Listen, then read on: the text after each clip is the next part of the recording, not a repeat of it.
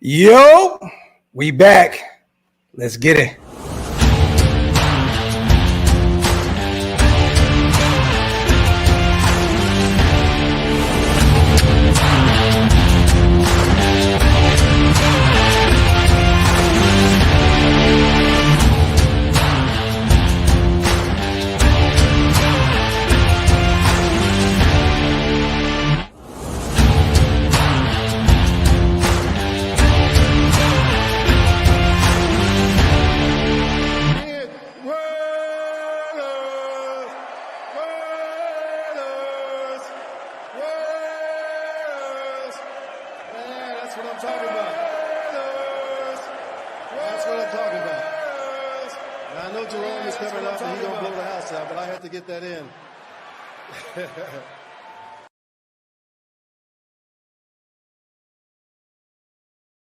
Yo, salute to the greatest chat in YouTube history. Welcome to the latest installment of the Graphk and Wasted Show.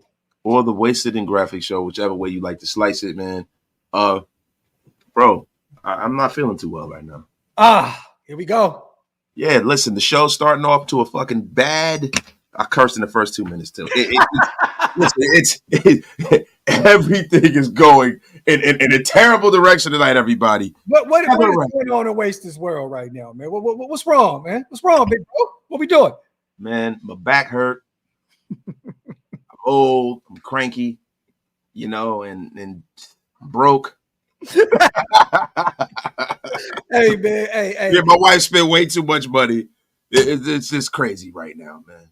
Hey, please block Robert Cisneros. There's no Equinox is upon us. Yeah, get him the F out of here. Salute to the Mokes, man. It wouldn't be a Graphk and Wasted or a Wasted Graphk show without a AOC MVP incoming super chat. Salute to our guy, the Mokes, man. Salute to my big bro, man. How you been, man? I know you've been on vacation, ripping and running, man.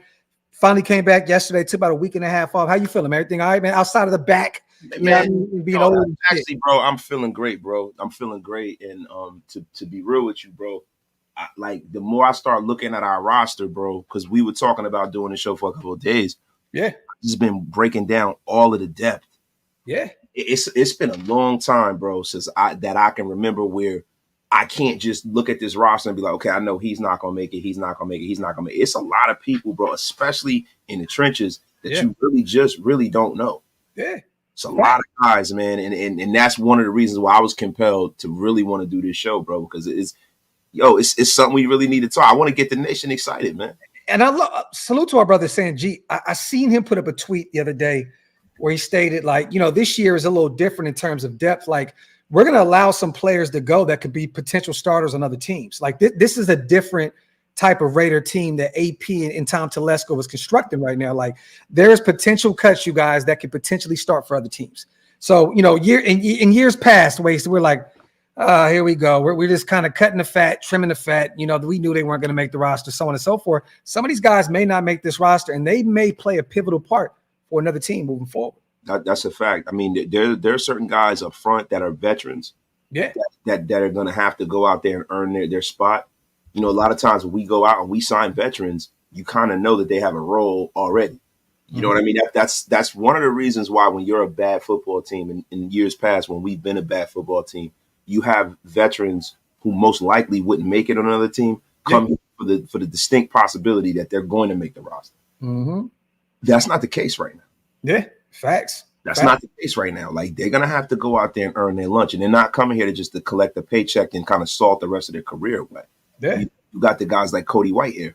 Yeah. Cody Whitehair is a guy who, he's a Luke Getsy guy, but make no mistake about it, he's going to have to go out there and earn his spot. And I love it, man. Andres too. These veteran guys that are coming in that usually years prior, you would probably think, damn, he's going to be this guy that we have to put out there and be a spot starter for us.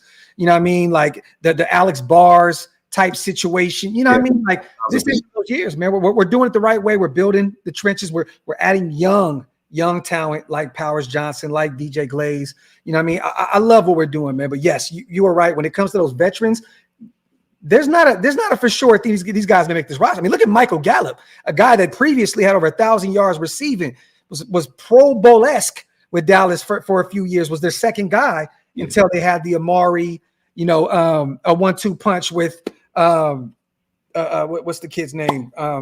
We talk about CD Lamb and them out there. I mean, and the Gallup ends up being the third guy.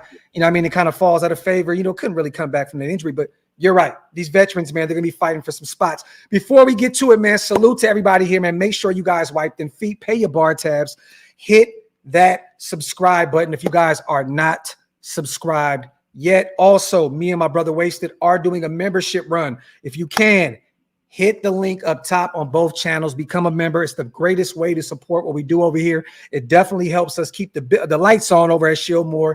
If we can get up to 3,000 members, we will go live every day, and we will start providing a lot more content for members-only shows as well. Film breakdowns. We'll also add some additional player interviews and so on and so forth, where people will get first glimpse into what we're doing, man. So if you guys can become a member, it definitely helps what we do over here. Hey, did you see Max's pass rush camp yesterday?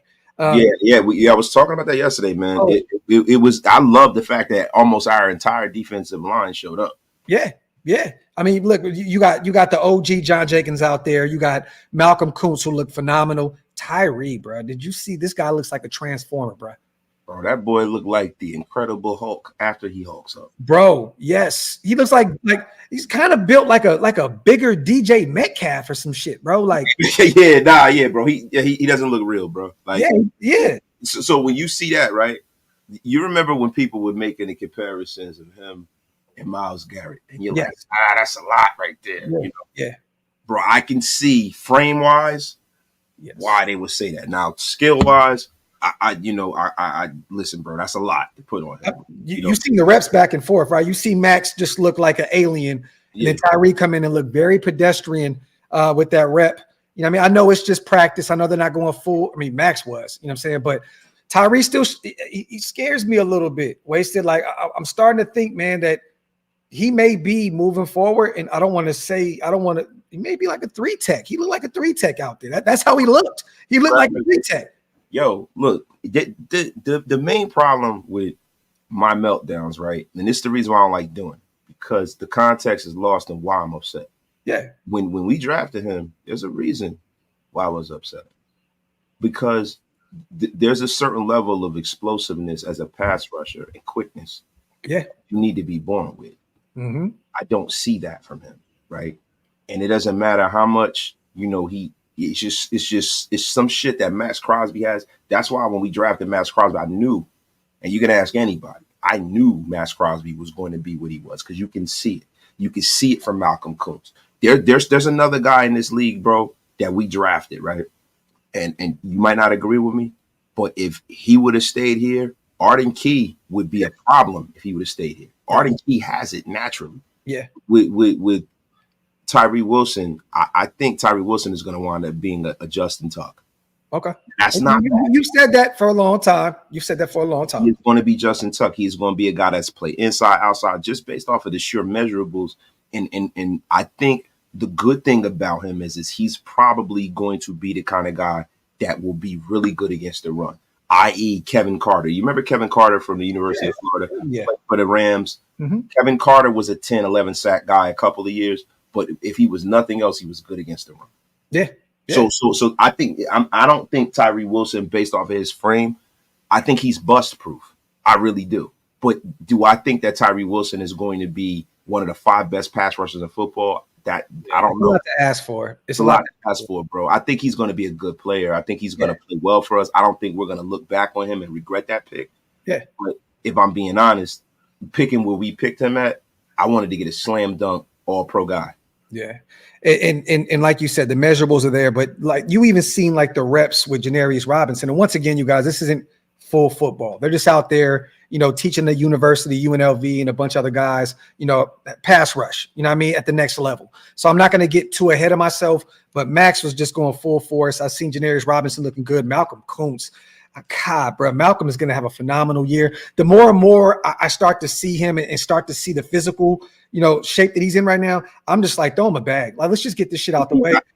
What I've been saying all offseason, he's a superstar. He's a superstar, bro. I think Tyree Wilson is going to be the rotational piece. If I'm being honest, I can see that. Bro, Malcolm Koonce is a star, bro. I've been on my tape kick lately, man. Salute to our brother East Coast Gridiron. Salute to our brother Big Mike. I've been watching a lot, and I actually got my hands on a little bit of Malcolm Koonce tape from last year. And dog, the way he set the edge is totally different from the way he did it coming into the league. That was my one knock on Malcolm Koonce. I had us drafting him in the 6th round because of the problems he had playing the run. I just didn't know if he can get it done. And early on, he didn't really get a lot of reps. But the ones he did, he didn't really truly look that great against the run. You know what I mean? Bruh, I look back, I'm like, this dude is setting the edge. He's doing it all right now. Malcolm Koonce is going to have a major year for us this year, man. Oh, 100%. It's crazy too. I want to harken back, back to a gentleman that you brought up, and I brought him up yesterday on my show. Janarius Robinson, bro. Yeah. Janarius Robinson, he had a very, very, very small sample size last year, right? But if you look at his numbers, 2.5 sacks, I believe, right? Didn't he have like 2.5? I think he had 1 sack, but bro, you got to look at, how many freaking. That was John Jenkins, I believe, that had 2.5. Yeah. Janarius Robinson. 1.5. I thought he had like 1.5. Yeah, I think I'm gonna pull his numbers. I'm going on Pro Football Focus.com. I'm forgetting how to spell Janarius. I'm sick of these single. I got it right here. I'm looking at it right now. So I got it right now. I'm sick of it. Right. Yeah. So 5 solo, 1 sack, no forced fumbles, no pick. I mean, no picks. But once again, look at this though. Look at this though, bro. So he had a total number of he had 75 snaps. Mm-hmm. In 75 snaps, this man had 4 solo tackles, 3 assists, 5 stops, 1 sack, 2 hurries, 1 QB hit, and 4 total pressures, right? Yeah. To me, that is super disruptive. I mean, because he had a sample size that was, that of probably a game or 2. Yeah. You know what I'm saying? 75 snaps is nothing, bro. Yeah. No, look, I'm excited to see him too. We've been kind of building him up this offseason. I'm seeing other outlets start to shed some light on him as well. I love it, man. Outside of, the boneheaded DUI that he got, we all make mistakes. Hopefully he learned from it, and AP must have he must hold him to a high regard, wasted, for him not moving on from him. Right. Like he kept him around, after the Roderick Teamer and all the other, shit that happened in the past where guys just getting, let go. Marcus Peters, you don't want to show any effort, you're gone. They must really believe in this kid. I'm excited to see. I want to ask you, man, do you see anything out of, before we get to this full roster, build, we got our projections, you guys, so stay tuned. David Agoa, our international portal, another guy that was out there, did you see him? Yes. Did you see him, bro? He looked like he landed off from another planet, bro. That's one of them boys. They better keep him stashed away, because I have a really, really distinctly bad sinking feeling that if they get rid of him, he goes somewhere else.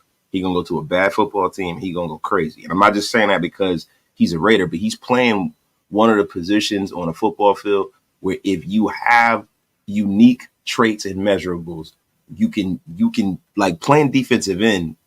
That can show. It's not like being a linebacker where there's so much nuance in it. You can really just take a superior athlete that's a bigger, faster, stronger guy and put him out there at the end. He can make things happen. Yeah, he's an athletic guy. Once again, I believe it's a 2-year international portal thing, right? So it doesn't count to the roster technically. So we can still hold on to him this year. I seen Charles Snowden out there as well, another guy that's on our roster, pass rusher. He's not. I don't see him making this roster. I think we're just too deep on the defensive line. But Agoa, man, I think he has all the traits. He's out there working with these guys, in the offseason.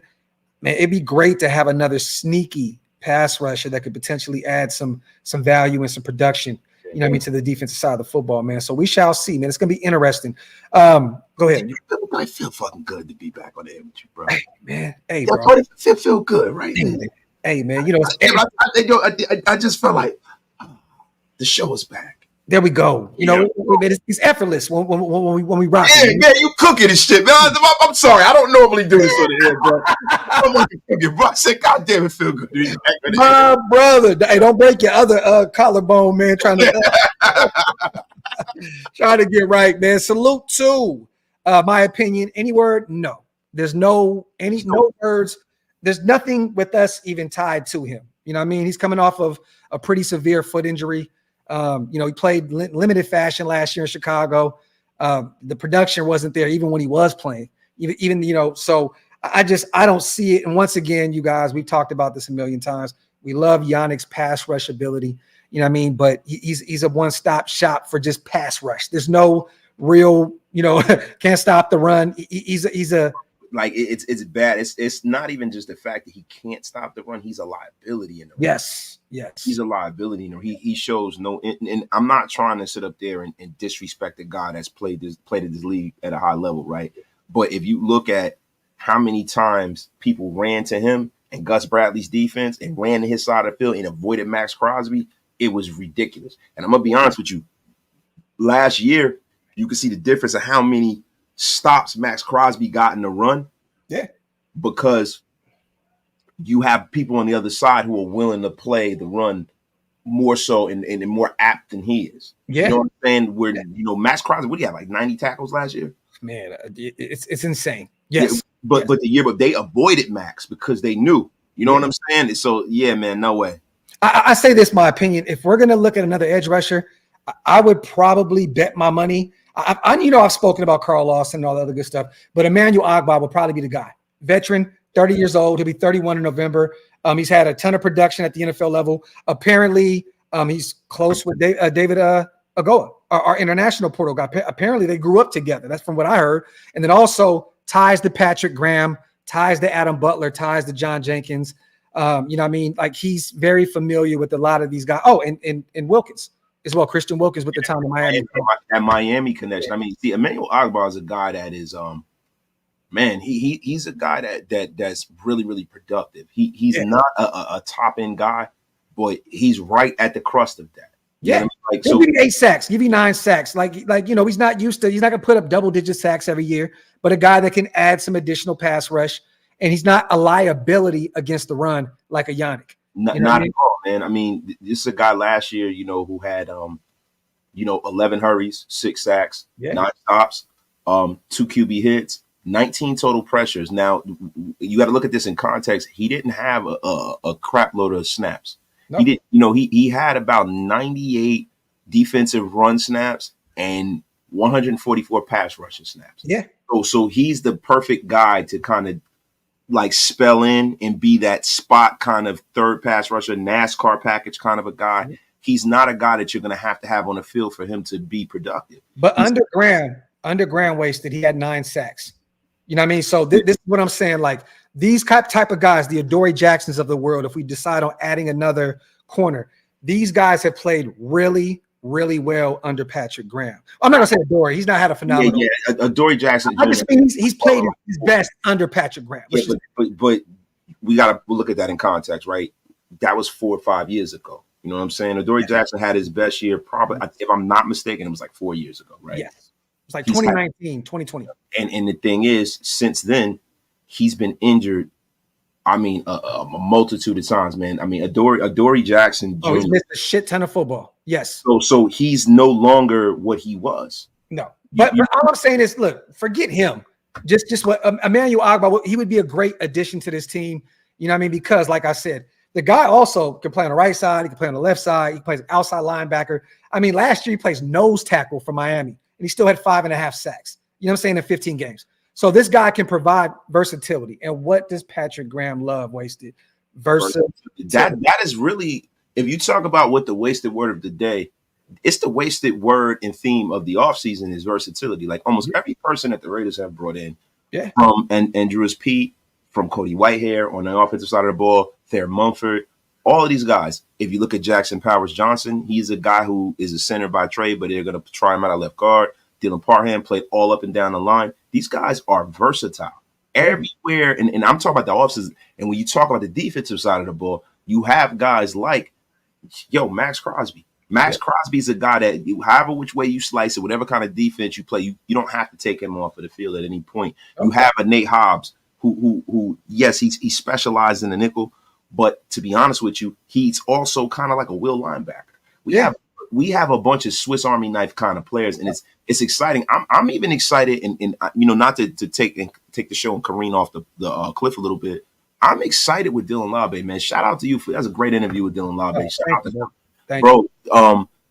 Dude, this guy is exactly the kind of archetype of what a Raider is now in 2024. Like, you know, they talked about that a lot, right? You know, and I remember, you know, the Princess of Darkness, right? The Princess of Darkness.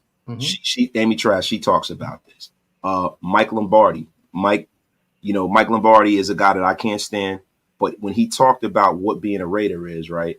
And then you hear Howie Long talk about it. Yeah. Al Davis had a certain kind of archetype of what kind of player. Tough, fast, strong, that kind of stuff, right? It seems like the archetype for the Raiders now is a physical, tough, strong, and versatile player. Yeah. And if you look at that, there are certain, you can see that theme all around this team. And it makes me very, very excited because it kind of insulates you from losing players. You can put guys in and they can cook. In the entire draft class. That's what I was speaking to Laube when he was on the show. Salute to him. And we were just texting today. Salute to Dylan. He loved the show. Like, he's ready to come back. He said, whenever you guys are ready during the season, Dylan is down to pull up anytime. Real quick also, you guys, we do have our guy, Denzel Good, pulling back up on the show in about 2 weeks. We're going to be doing some DJ Glaze film breakdown from Maryland. It's going to be fun. A former Raider breaking down some tape on a active Raider. It's gonna be fun in the same position. It's gonna be fun. Yo, and this is the thing about Denzel Good. And this is one of the things, you know, Denzel Good has been a guy that we had a pretty decent relationship with. Laube, my bad. Salute my guy Laube. But he's a guy that, you know, over the last year and a half, I've always reached out and communicated with and stuff like that. And I always told him the thing that I respected about him the most and what I think him and Khalif Barnes always brought to the Raiders is how versatile they always were. They were game. It's not too many people that can do. He was shocked when I said what I said to him, how much I appreciated him because I understand the game.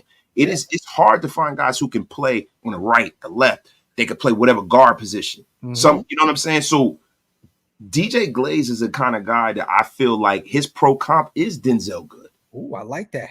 So it's going to be exciting to watch him break down this kid. Yeah, a guy that's versatile. Once again, can play guard, can play right tackle.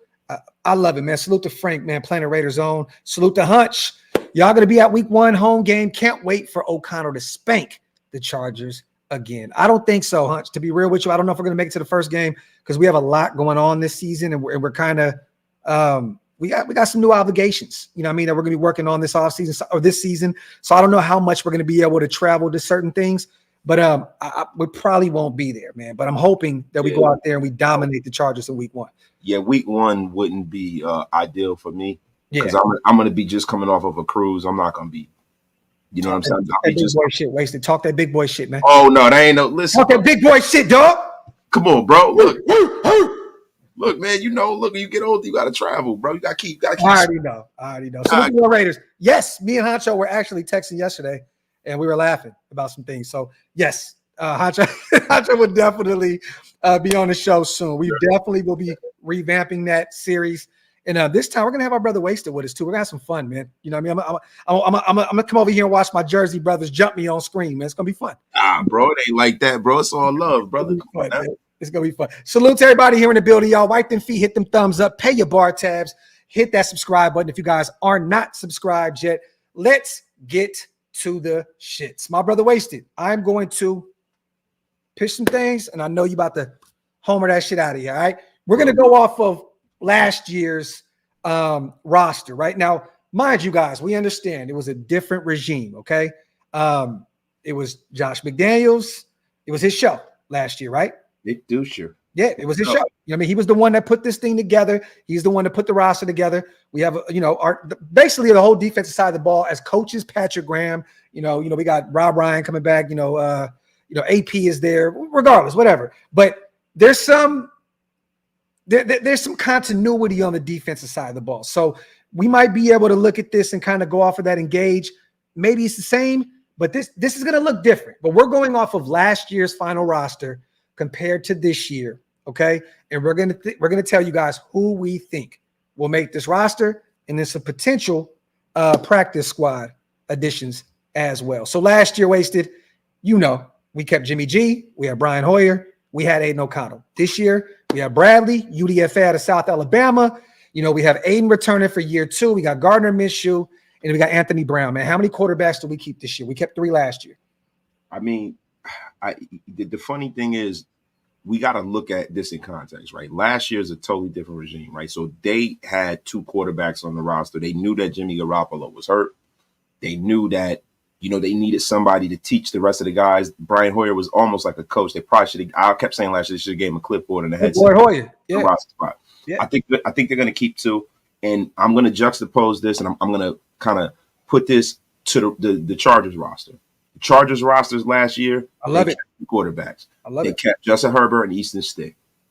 The guy that's making the final shot. See, this is the thing I need to understand about the Raiders.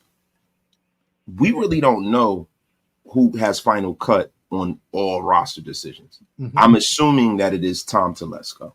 I'm assuming I have a different opinion. I have an AP. I have AP, the one calling the shots in terms of the players that make the roster. I don't think that Tom Telesco, the ones that keep, but the number, right? The number, right? How many are you going to keep? Contracts, stuff like that. I think that's one of the reasons why Tom Telesco was really, really excited about coming over here, because when it came to the Chargers, he didn't have control and autonomy over the money and things like that. Yeah. You know what I'm saying? That the ownership was really, really integral in that. That's why you have so many bad contracts over here. So I think one of the reasons, I think Champ Kelly and Tom Telesco are probably going to be the ones. I could be wrong, but I think those are the 2 guys who are really, really going to set the table. Okay. The roster. Okay. So you got how many quarterbacks? I got 2. 2. Okay. I got 2. I got 1 on the practice squad. Okay. I'm gonna go Aiden. I'm gonna go Minshew. I think Anthony Brown is the practice squad guy. Yeah, I do too. I think we move on from Bradley. I know we're hearing pretty good things, but the pads ain't on, and he's a UDFA. I'm going with Anthony Brown. I think they want to have a little bit of everything. Minshew is a guy that is kind of a dual threat, right? Can utilize his legs when need be. I'm just saying when need be. He could create some plays outside of the pocket. Aiden's not that. He's more of a statue. And you got Anthony Brown, complete athletic freak out of Oregon, but he still hasn't put it all together yet. So I think they want to have a guy that has that particular skill set on the practice squad, hold on to him as much as possible. But you're right. I have 2 active quarterbacks, Anthony Brown on the practice squad. All right, let's go to the next position, running backs. Last year, we kept technically, I believe 6. We had Amir Abdullah, Brandon Bolden, Josh Jacobs, Jakob Johnson, who's technically a fullback, Zamir White, but he still counts. So we have 5. We kept 5 last season. Only 2 of these guys are returning this year, Wasted. So we have Amir Abdullah, we have Zamir White. I think we can pretty much – those guys are going to make the roster, right? Hold on real quick. Real fast, y'all. Hold on.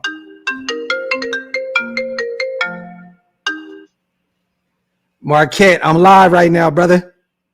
Oh, shit, my bad. Hit me up later. Where you at? Shit, I want to say what's up. Me and Mike Scott was talking about you, dog. We was talking about how fly as hell of a hype man that you are.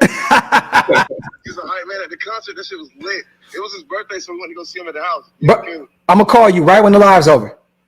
All right, cuz. All right, my brother. Peace. Salute to Marquette King, my dog. So he's going to be back in the league soon, too. Shout out to him. Facts. And he's actually really pushing now. Before, he wasn't really tripping too much. Right now, he's definitely trying to get back into it. Yeah, he should, bro. Like, it's not 32 other punters that are better than him, bro. That's fucking ridiculous, bro. He should be back in the league right now. Facts. Salute to Hug real quick before we get back to the running back position. My dog gifting 5 OLV Raiders Network memberships. Salute to my guy, man. Appreciate you, brother. The mod father of all mod fathers. Salute to my dog. All right, so let's get to it. So we kept 5 last year. I think that number is going to drop this year because they got to keep so many defensive tackles and stuff like that. Yeah. I think that's going to go to 4. We're doing a running back by committee thing, but see, you got to look at it from this perspective. We had one guy that didn't take any meaningful snaps at running back last year. That was a special teams ace that is no longer with us. He was another McDaniel's. You had 2 McDaniel's guys that kind of got the Josh McDaniel scholarship, Brandon Bolden and Jakob Johnson. It doesn't seem like we're going to have a fullback. They didn't go out there and go re-sign a fullback. We're going to probably be utilizing a lot of our tight ends. We might carry another tight end to play the role of the fullback, almost like an H-back. We're going to be doing a lot of 12 personnel stuff. So you might have Michael Mayer lining up with his hand on the ground. You might have Brock Bowers doing that. We've seen that a lot at Georgia. Luke Getsy does that a lot anyway. He did that in Green Bay.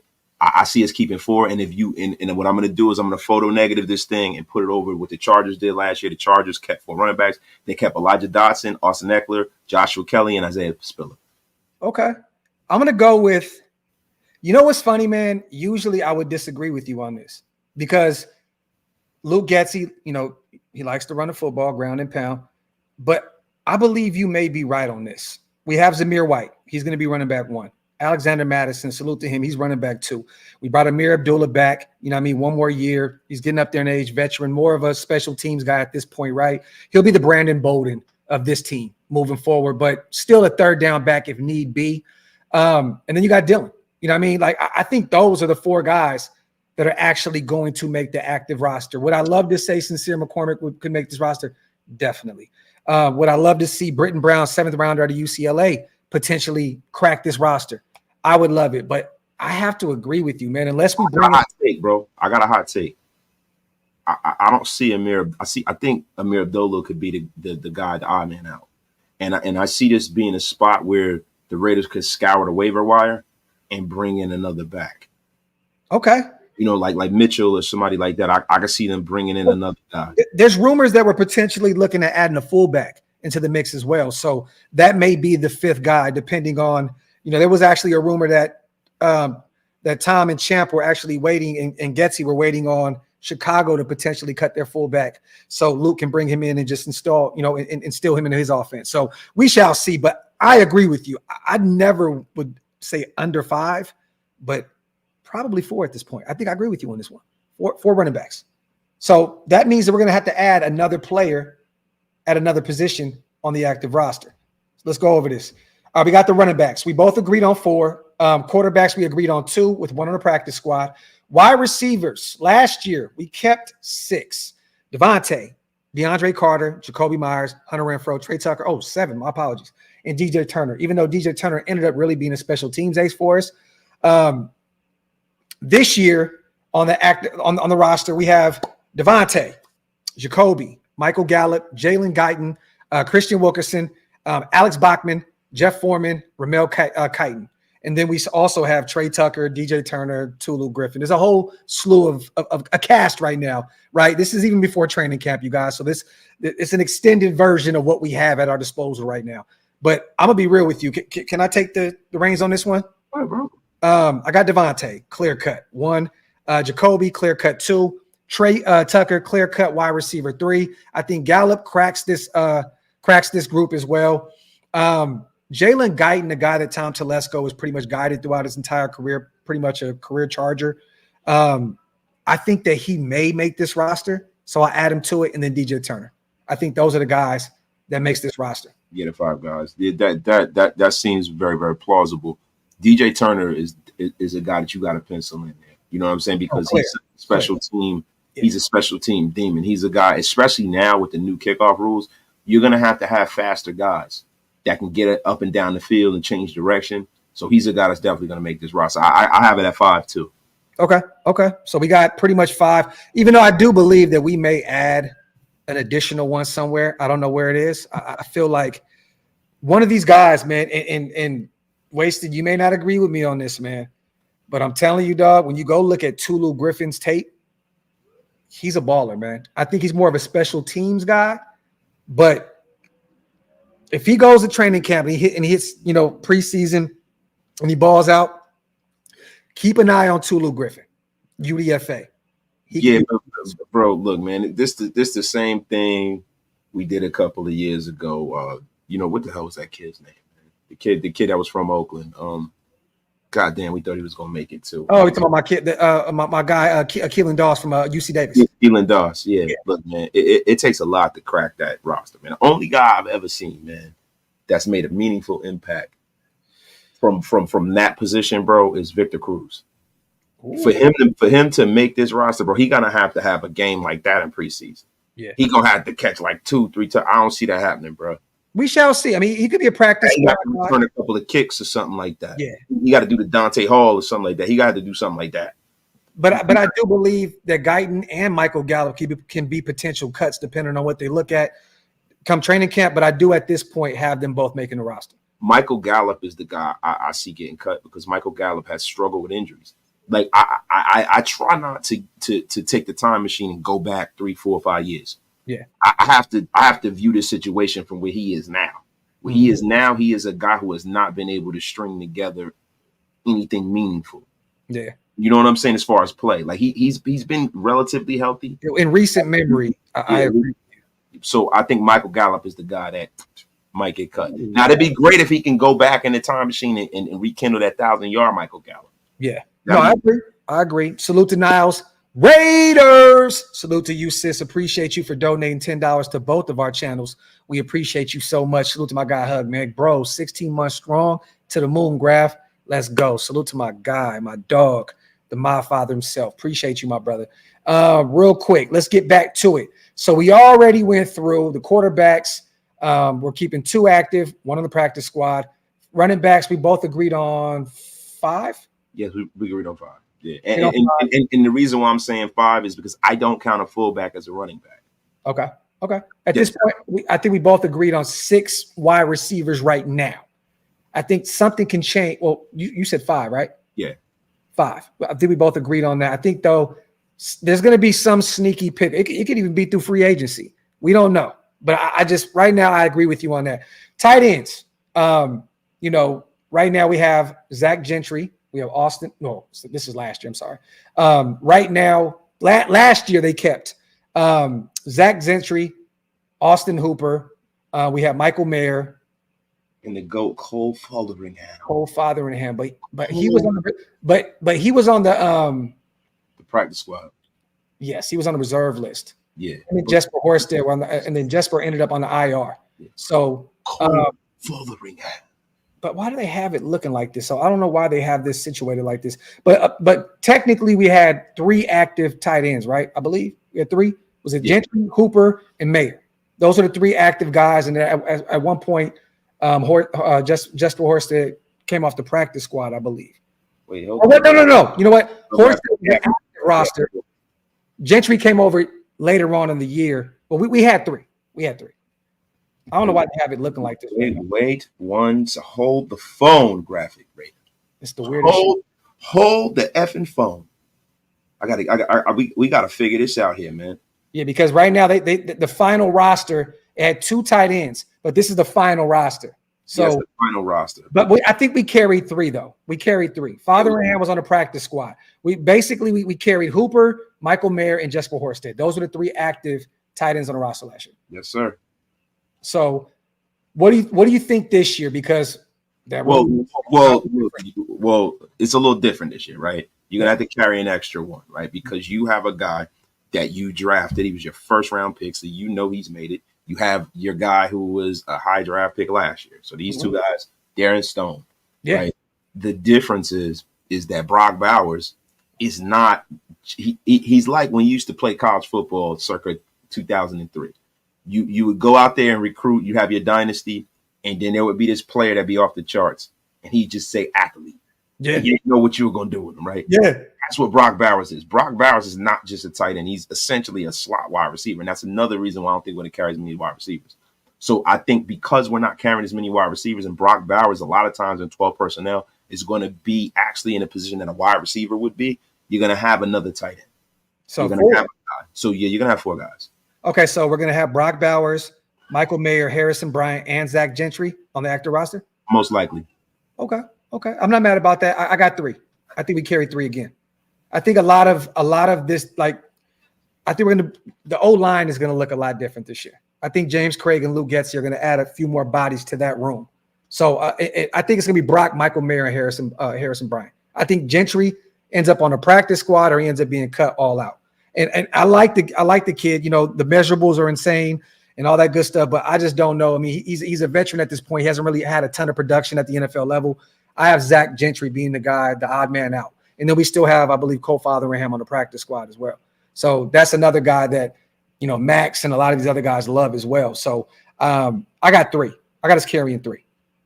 That's factual. That's actual and factual, my brother. Graphk, hold on real quickly, man. I have to say this. I have to tell my children to stop yelling. I will hope that they can hear me in the office. Watch it. I'm gonna hit the mute button. Scream. Ready? 1, 2.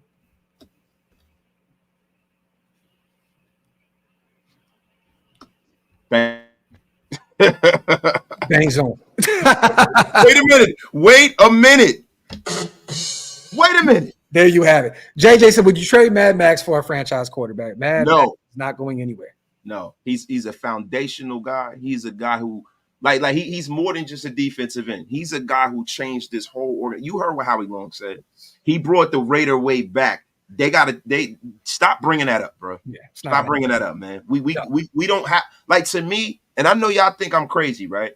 I don't think we need to have like Patrick Mahomes to win a Super Bowl. There's more than one way to skin a cat. You guys look at what happened in the 2000s. Look at the teams that beat Brady and Manning. Yeah. The Ravens and the Steelers. Now, the Steelers have a Hall of Famer under center as well, right? Mm-hmm. Ben Roethlisberger. Let's make no mistake about that. But the Ravens won a Super Bowl with Joe freaking Flacco. Yeah. Joe Flacco, because they had a leader like Ray Lewis. They had leaders like Ed Reed. Yo, we can win a Super Bowl, bro.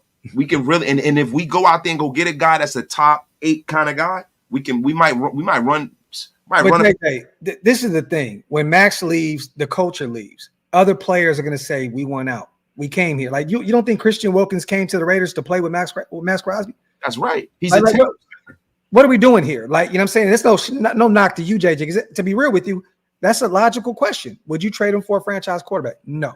That is our franchise quarterback of the defense. We just have to identify and locate the guy on the offensive side of the ball. And we shall see this year what Minshew or Aiden O'Connell can do this upcoming season. So we agree. You had 4 tight ends this year. I got 3.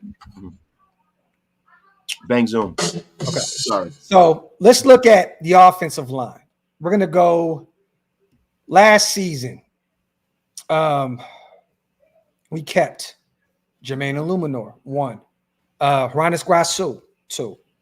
Andre James, 3. Jordan Meredith, 4. Colton Miller, Thayer Munford, Dylan Parham, Brandon Parker, Greg Van Roten. Those are our guys. We kept 9 active guys. That was the final roster, you guys. 9 guys on the O-line. I'm looking at this active roster right now. We have Colton Miller, Andres Pete, Jalen McKenzie, Andrew Coker, UDFA at TCU, Dylan Parham, Cody Whitehair, Ben Brown, Andre James, Will Putnam, UDFA out of Clemson, Clark Barrington, Jackson Powers Johnson, Jordan Meredith, Thayer Munford, DJ Glaze, Dalton Wagner. 9 last year, end of the year roster. 9 active O linemen. Wasted. Be my guest right here. Colton Miller. Bro, look. So you got the starting 5, right? Yes. You got the starting 5, and then you gotta have 9 guys, right? Because you have to have backups for backups, and then you gotta have guys that are Swiss Army knives, right? So you got the rookie, so you add him to the fold. Parham, you got Andre James, you have all these guys. You're gonna have a backup center, right? In Meredith, he's probably gonna still be here. But see, this is the thing. You drafted a DJ Glaze, right? So he's another guy you add to that mix, and then. You got the 2 veterans. Yeah. We brought the Andrews Pete is going to make this team, right? Now, this is the thing. Cody Whitehair is the guy where I don't know how much he has left in the tank. Cody Whitehair is a guy that is a Luke Getsy guy. Luke, he was a guy in Chicago who everyone was very, very fond of. 3-time Pro Bowler. The guy, I'm sorry. He's been to a Pro Bowl. My apologies. Beyond that, he was one of the favorite guys in the locker room for the Bears. Yes. So I can see that translating here. He's the Brandon Bolden this year. He's Luke Getsy's Brandon Bolden. Yeah, so he's going to be the guy. So I think he's going to make it. And I think for that distinct reason, that's why, because we drafted 2 rookies. You know what I'm saying? We already had guys who, last year were guys that were kind of rotational pieces that are stepping up. So by attrition, it's going to be the same number. Okay, so 9 guys. You have us keeping 9 guys. Yeah. And it's the thing. Hopefully Wagner is a player. Maybe they might keep another one. Hopefully he's a player, bro. Yes. So we can agree on these 9 guys. If we're going to stick to 9 like we did last year, as the season ended, Colton, Andres Pete, Dylan Parham, Cody Whitehair, Andre James, Jackson Powers Johnson, Thayer Munford, DJ Glaze, and then you could either add in Jordan Meredith, which they liked a lot last year, wasted, or Dalton Wagner. You can either kind of go either way. Jordan Meredith provides some versatility. Dalton Wagner is going to be a guy that is specifically a tackle, right tackle. So Jordan Meredith is the guy that can give you some reps kind of across the O-line. I think they're going to like Dalton Wagner. I don't know why, but I have this nagging suspicion that they're going to add Dalton Wagner and put Jordan Meredith on the practice squad. Well, see, I don't know, man, because what is the, like, so say for instance, God forbid Andre James goes down, right? Is the plan to, put in JPJ? Is that the plan going forward? Like, do they view him as their guy of the future and they're just going to roll ahead with that? Yeah. Or do you keep Meredith because a lot of times when you have a backup center, he's not a versatile guy. He's a center by trade because, the way he snaps the ball and stuff. Sometimes you keep a guy that snaps the ball kind of similarly and stuff like that. So it all depends, man. It all depends. I think that's why I think you're right when it comes to Meredith.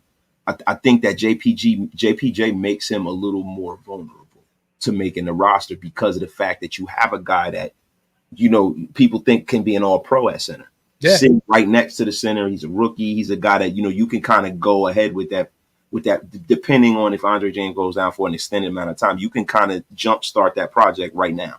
Because if you look at it right now, Colton's the starting left tackle. Andres Pete at this point will probably be the backup left tackle. Thayer Mumford's the starting right tackle. And then you're looking at Glaze backing him up, and Glaze can also give you some reps at the guard position if need be. JPJ is a guard at this point, but he can move to center. Parham can move to center as well. But we probably need some help at right tackle. That's why I'm assuming that Dalton Wagner would be that guy, depending on what he looks like through training camp. But I don't think that they want to bet on putting this guy on the IR this upcoming or stashing him in the practice squad. I think somebody will come calling quick because of the measurables. And if you look at the production at Arkansas, bro, like he was a really good player at the collegiate level. He really was. It's just there's some things he needs to work on. Clear cut, he has some deficiencies in his game, or he wouldn't have been a UDFA. Yeah. But I do believe that he's going to be a guy this year they're going to look at and say, man, he may be a guy that can come in and he could probably be your Brandon Parker this year at right tackle, not a guy that'll move. Yeah, all over. I don't see that level of versatility. But see, this is the thing about Wagner and some of these UDFAs and why UDFAs are becoming more of a factor. Like post-COVID, you had those guys with those extra years of eligibility. So the drafts have been a lot deeper because you got guys that had 6 years of eligibility and stuff like that coming out. You got guys like Matthew Butler and Wagner and guys like that. They got that extra year. Yeah. Previously, he wouldn't have been a UDFA. He would have been drafted. The pool of players had grown over the last few years because of COVID and having a whole bunch of guys with that extra year of eligibility. So that is why you can get a lot of value. A lot of times people would just kind of poo-poo guys that were on the practice squad and be like, that guy can make the team. No, when you got guys on the practice squad now, they're a real threat to make these rosters, man. Definitely. Okay, last year we kept 10 on the D-line. Adam Butler, who's still on the roster. Matthew Butler, still on the roster. Maxx Crosby, John Jenkins, Malcolm Koonce, all still on the roster. Bilal Nichols moved on. Janarius Robinson still on the roster. Jerry Tillery out of here. Tyree still here. Byron Young still here. We kept 10. So the guys on this roster right now, and this is they got it as base 4-3 defense. So look right here. These are the guys I'm gonna name that's on the defensive line right now. We got Maxx Crosby, Janarius Robinson. I think we can agree that both these guys are gonna make this roster. Yeah. Christian Wilkins will make this roster. Adam Butler will make this roster. John Jenkins will make this roster. Tyree Wilson, Malcolm Koonce will make this roster, right? So that's 7 guys. Now we're looking at all the other guys, the third wave of guys, the David Agoa, which is an international portal player. We can stash him if need be. So we can put him away just for right now. Ron Stone Jr., UDFA. I mean, I don't see him. He'd probably be a practice squad guy, right? Wasted. Yeah, that's a fact. I mean, the 2 guys that I think can crack this start, not starting lineup, but crack this roster are Marquand McCall, yes, and NJS. Yep. NJS is a guy. Now, Byron Young is going to make the roster because he's a draft pick that was highly drafted and sought after. He hasn't really, gotten a chance to really show his mettle. I don't think they're going to throw the baby out with the bathwater with him. You named all the guys pretty much. Real talk. That's 10 guys. I have us keeping 10. I think Matthew Butler is going to be a guy that's just going to be a forgotten memory like he has been since we drafted him out of Tennessee.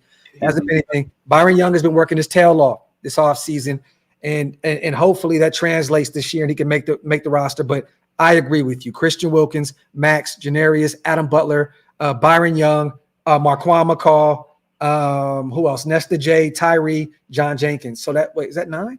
That's 9, I believe. You missed somebody, bro. I did. I think I missed one. But either way, the odd man out is going to be David Agoa. We can stash him one more year. I think Matthew Butler's out of here. I don't see us. I didn't add Malcolm Koonce, so there you have it.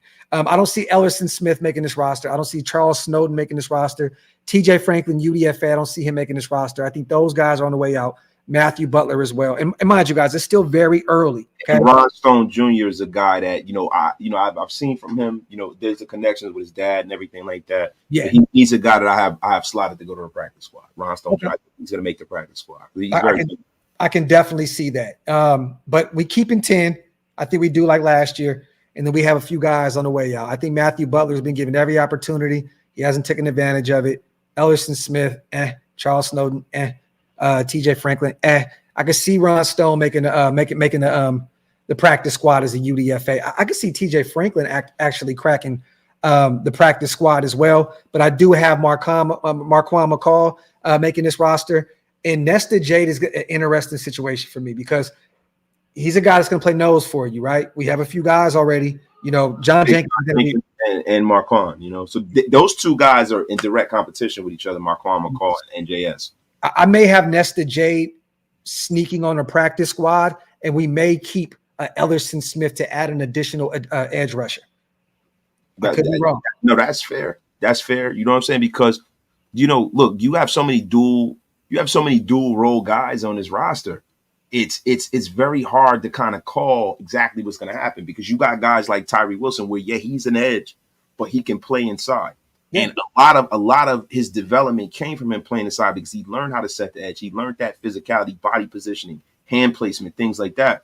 And I think those are things that can continue to help his maturation in the National Football League. Why people say we look mad and we frustrate? We what? We having fun, man. We vibing. We talking Raider football. Like we got to be clowning all the time. We can't just I'm locked in, bro. Like I'm locked in, man. Football, bro. Salute to Frank, man, my guy, man, gifting 5 OLV Raiders Network membership. Salute to my dog. I appreciate you. If you guys missed out on those 5, do me a favor, man. Hit the link. It's pinned up top. Also, hit the link and Waste this channel as well. Become a member, man. It definitely helps us keep the lights on over here. We appreciate you guys. Salute to Frank. Salute to Joe real quick before we continue. Salute. When it comes to DBs, it's all hands on deck. Outside of Hobbs and Jack, there ain't no guarantee studs we have at corner yet. Hope Jacorian takes the next step. Salute to my guy, Joe. Appreciate you on a $10 donation. And we're going to get to that room right here very, very shortly, man. Salute to my guy, Joe. Let's get to it. All right, so we talked about we did our D-line. Let's get to our linebacking core. Last year, we kept 5 wasted. We had Curtis Bolton, Amari Burney, Divine Diablo, Luke Masterson, and we had Robert Spillane.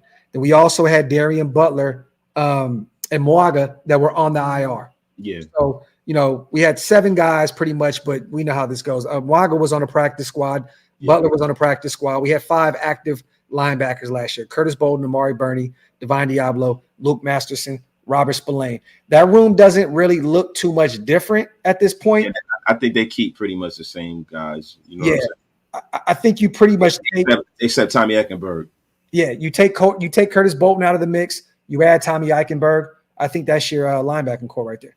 Yeah, pretty much. Okay, can we agree on that? I think that's pretty boilerplate right there. Yeah, Spillane, Luke Masterson, Divine Diablo, Tommy Eichenberg, and then Amari Burney, our former 6th-round pick out of Florida. So I agree. We keep 5 right there.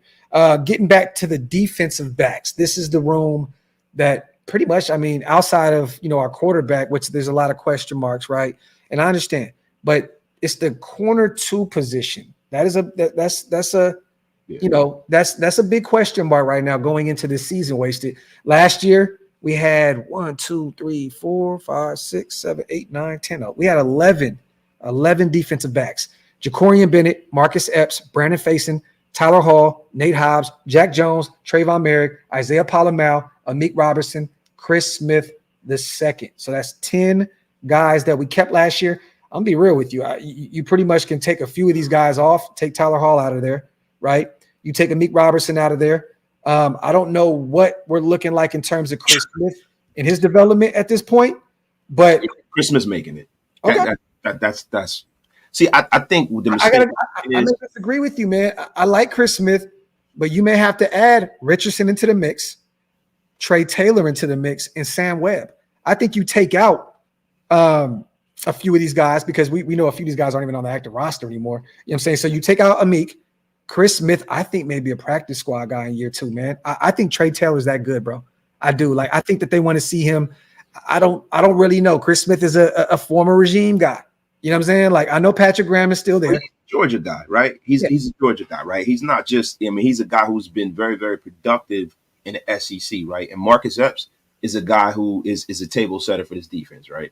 Starter, but you got to look at it from this context. You got to look at the position. You can't just put, okay, this how many defensive backs we keep. How many safeties are we keeping? Isaiah Powell-Miles is a guy that's a dog. Rob Ryan spoke about him a lot. Mm-hmm. He brings a special set of skills. He's the guy that you can't really put him as corner or safety, even though he's classified as a safety. He moves around so much, right? I think Taylor is one of the safeties that get kept to back up, Epps or Merrick, and I think the other one is Chris Smith. Okay, so this what I have: Jack Jones clear, Brandon Faison clear, Trayvon Merrick clear, Marcus Epps clear, Nate Hobbs clear, Jacorian Bennett clear.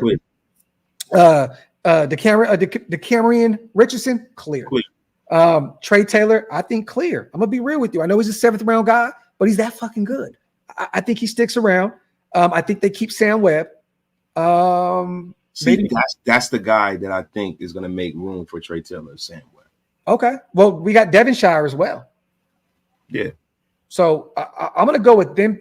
I think Cornell Armstrong doesn't make the roster. I don't think Jaden Grant makes the roster. UDFA last year. Chris Smith, I do believe he's going to be a practice squad guy. Wasted. That's a possibility, man. I just think I think Sam Webb. I think they might keep a couple of more safeties because of the fact that Isaiah Powell-Miles is a guy that they can line up all over the field. So I feel like Chris Smith is a backup for one safety, and I feel like Trey Taylor is the backup for the other safety. Why was I not seeing Powell-Miles on this? He's not even on this.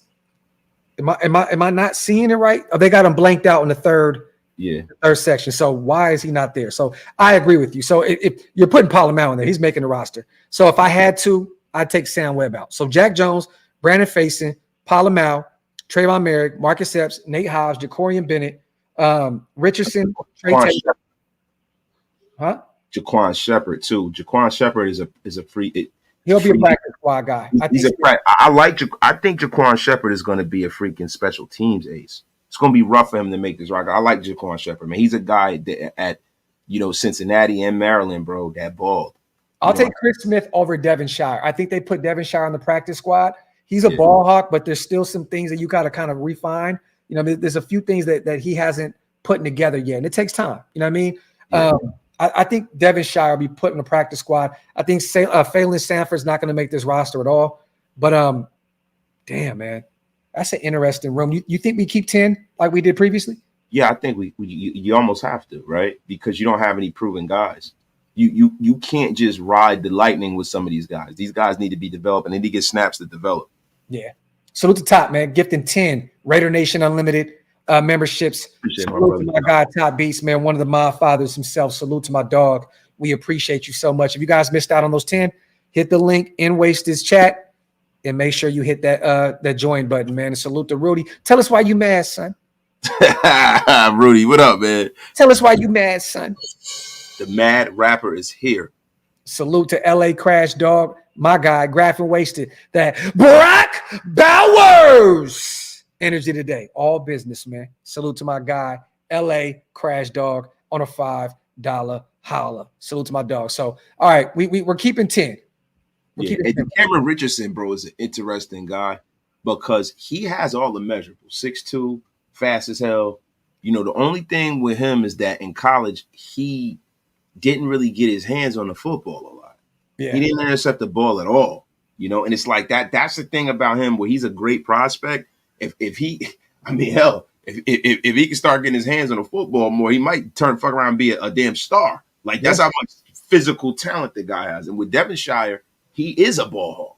Yeah. So it's kind of like it's crazy because when I look at Devonshire, the plays he made, you're like, damn, look at this kid, bro. He balled at Pitt, bro. Yo, he balled. Yeah. But man, with the Cameron, bro, you can't miss the fact that this guy was in the SEC going against big name talent week after week after week. And I think that's the reason why he's going to get the nod. Mm-hmm. Salute to Omni, man. He mentioned Will Governor as well. Another guy that's an interesting name. I just talked to my brother Fingers today. He's out. So salute to my brother. He's free. He talked to Jack Jones the other day. Jack's getting them tickets to the Raiders and Niners game, the preseason game. Yeah. But he was with Wu, and he was speaking highly of Wu, bro. Like, he was speaking highly of Governor. You know what I mean? Like, I know they were together and they were in the studio rocking with League, so they could have been just in a situation where it's like, this is my guy, you know, UDFA, man, woo, woo. But he was talking him up a little bit. You know what I'm saying? Like, Fingers told me, he was like, bro, that other kid, man, it sounded like he might be on to something. I don't really know too much about Governor. I'm going to keep it a buck with you. I'm not going to act like we know every single player and we dive into every single, you know what I mean? But I might have to look a little bit more into this kid, the UDFA that we got. I love the name, bro. Yeah. Wu Governor. He sounds like somebody that's like somebody would add to the Wu-Tang Clan after yeah. We got the Wu Governor. The Wu Governor. The Wu Governor. So how many do we keep right there? Because we know it's the 53 man, right? I lost count, bro. You start talking about Wu Governor. I know, right? All right, so let's do this real quick. Let's count them out before we get off this whole roster shit. Aiden, Gardner Minshew, those are the two active quarterbacks, right? We're about to write this shit down somewhere. Bro, you tripping, bro. Yo, listen, I am cooked. I am so cooked right now, bro. You know that was our 53-man roster, you guys. Thank you. Thank you. Shout out to everybody. oh my God. I can't be serious anymore, goddamn it. No, but I love it. I mean, look, bro, we pretty much broke it down. And once again, I'm not going to count them, you guys. But Aiden, Gardner, quarterback, right? Running backs, we said keep Zamir, keep Alexander, keep Amir, keep Dylan. Those are your four, right? We said four running backs. Yeah. Wide receivers, Devontae, Michael Gallup, Jacoby, Jalen Guyton. We had Trey Tucker and DJ Turner. Oh, we didn't add DJ Turner to that room either, bro. That's 7. Got to keep 7. Yeah. You know it's crazy because that's his position, but you think of him as a special team. Yeah, but he's the guy that'll give you a few reps when need be, right? Oh yeah, he definitely can. He can block too. Yeah, there you go. So that's 7, that's 11, that's 13 right there. So then you go to tight ends. I had us keeping 3. You had us keeping 4, right? Yeah. I had Brock, Mayer, Harrison Bryant. You had Gentry making cracking, or was it Cole Fotheringham? We need a blocker. I don't think it's gonna be Cole Fotheringham. Well, Gentry. You got Gentry, and I think Cole Fotheringham can block actually, but it's cool. The O-line was the one that's just like, God, bro, like, because you want to keep as much talent as you can.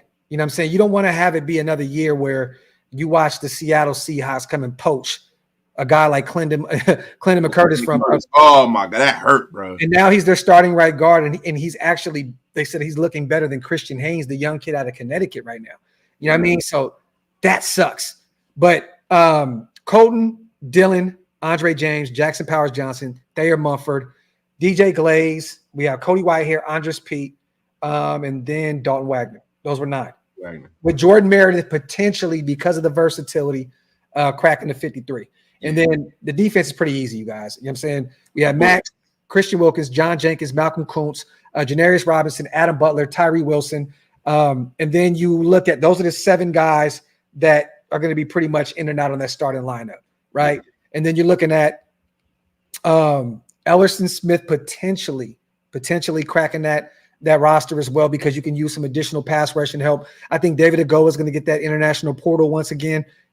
Don't have to worry about him. Byron Young, we talked about him making this roster. Matthew Butler's on the way out. Charles Snowden on the way out. Ron Stone potentially cracking the practice squad. Marquand McCow, nose tackle that came over from the Carolina, former Kentucky product. We have him making this roster. TJ Franklin, I think, is going to be a practice squad guy. Nesta J, the guy that we both think that can make this roster, but I don't think you necessarily need to carry 3 nose tackles. No, you don't.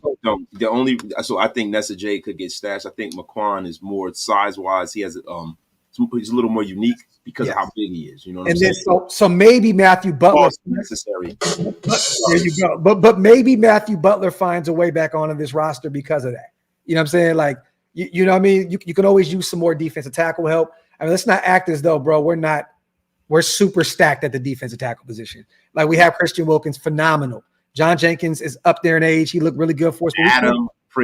Adam Butler. You know what I mean?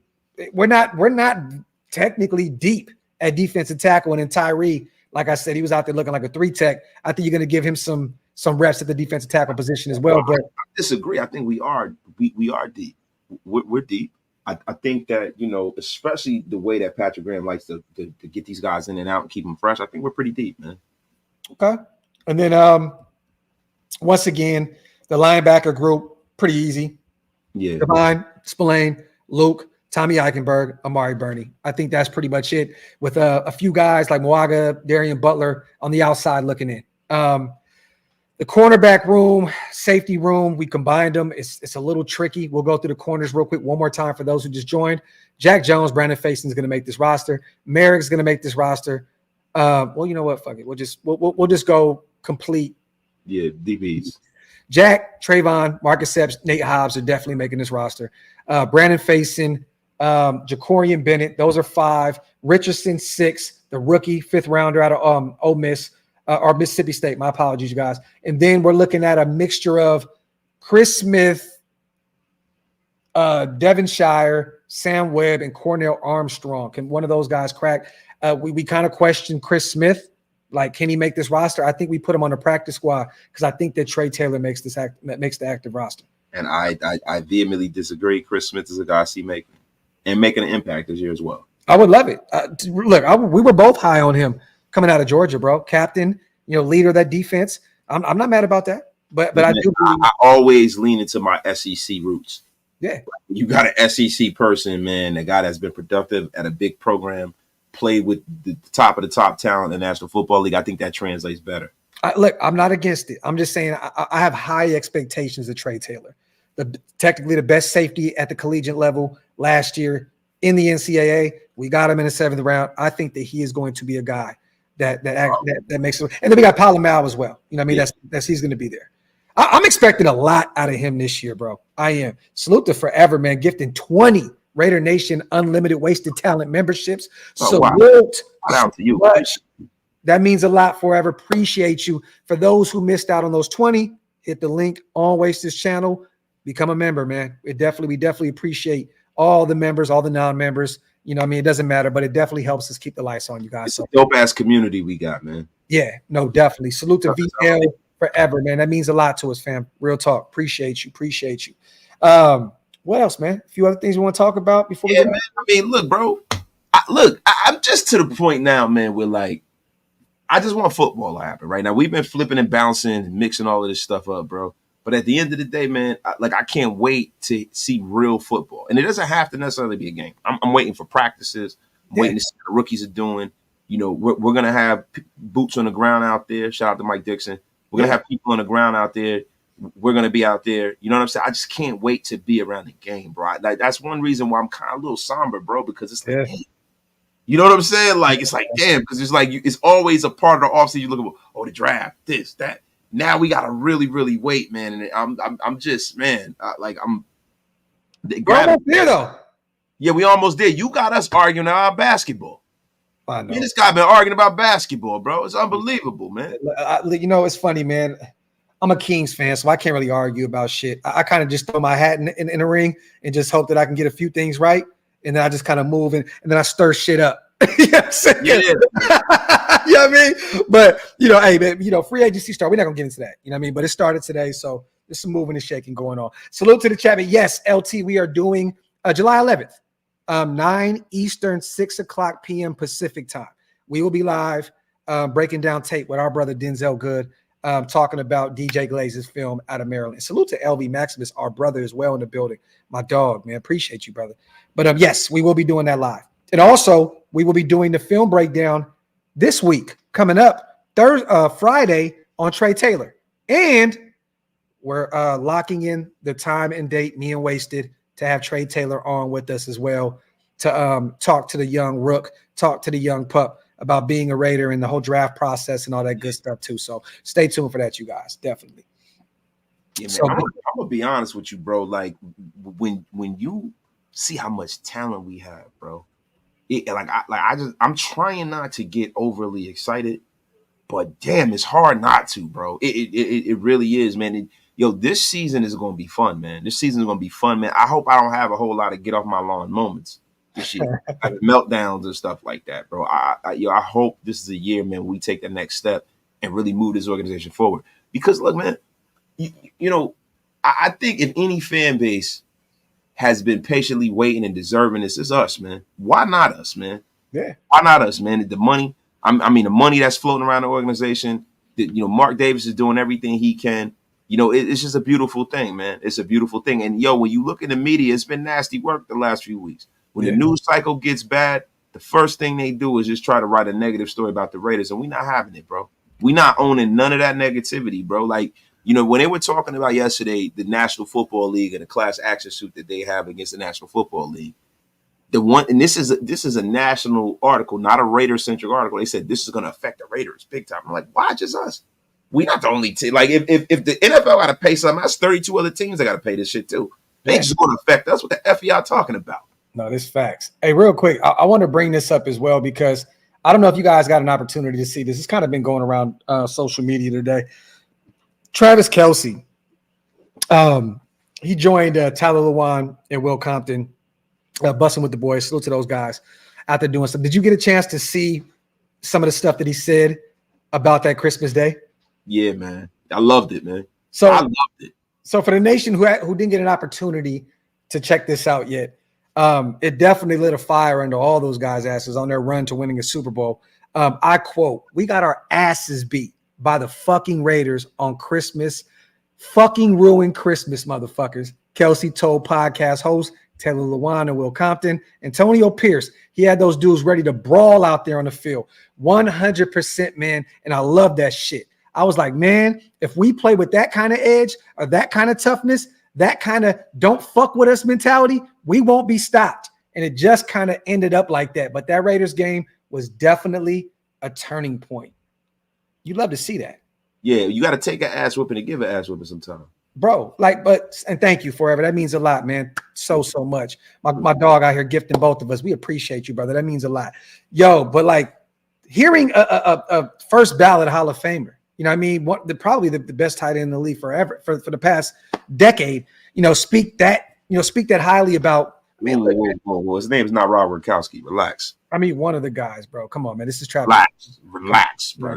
You talking Rob Gronkowski here? Travis Kelce, man. I mean, yeah, but he's not Gronk. Stop it. I mean, but bro, it's Travis Kelce, motherfucker. Yo, F him. Yeah. He is not Rob Gronkowski. Bro. I mean, I don't like the goofy motherfucker either. I'm just saying, not Rob Gronk. I mean, it's Gronk. Yo, fucking 7 days a week, twice on Sunday over him. But either way, right? Let's just say Gronk said the same shit. That lets you know, man, that this coach has this team ready, prepared. To hear a future Hall of Famer, all-pro guy, 3-time Super Bowl champ, speak that highly about us on Christmas Day and say that these guys were just out there just boom, boom, boom. Bro, it's like I just wish that we had a little bit more football to play last year. I wish that grittiness and that grind happened a few weeks earlier. Wasted, right? Josh got let go before the Detroit Lions game, before that game. A few games prior, we had an opportunity to do something special, man.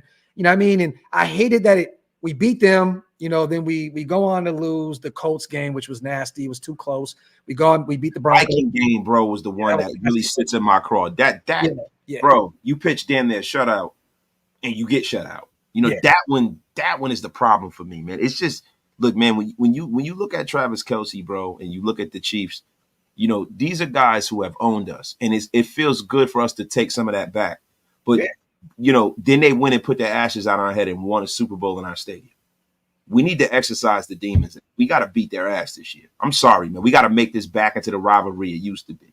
And it's hard, man. It's hard. I talk to you guys, and hey, guys, if hold on. Top, get the fuck out of here, Top. Wait a minute. You guys, I'm going to tell y'all something, man.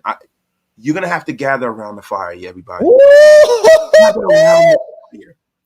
Wasted talent is going to, go back in the days. Now, I've been waiting. Guys, it is cool to talk about that Christmas Day game. But if I'm being honest, We need to remember the days when Elvis Graphk was the quarterback. We need to remember the days when fucking Trick Green was the quarterback. You know, Brody Croyle or Cody Elvis Graphk. Elvis Garbage.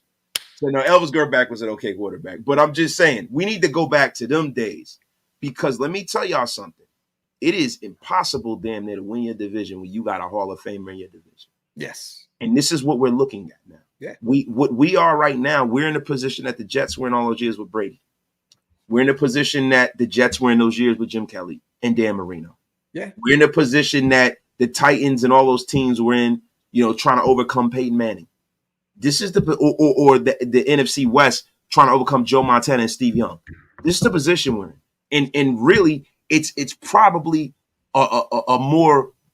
it's a harder task because of the fact that Patrick Mahomes is so accomplished and so young and so damn talented. He might be one of the most talented. And I don't want to be a prisoner of the moment. He might be one of the most talented quarterbacks of all time. Hey, Top. Hey, get on Waste's helmet right now too, man.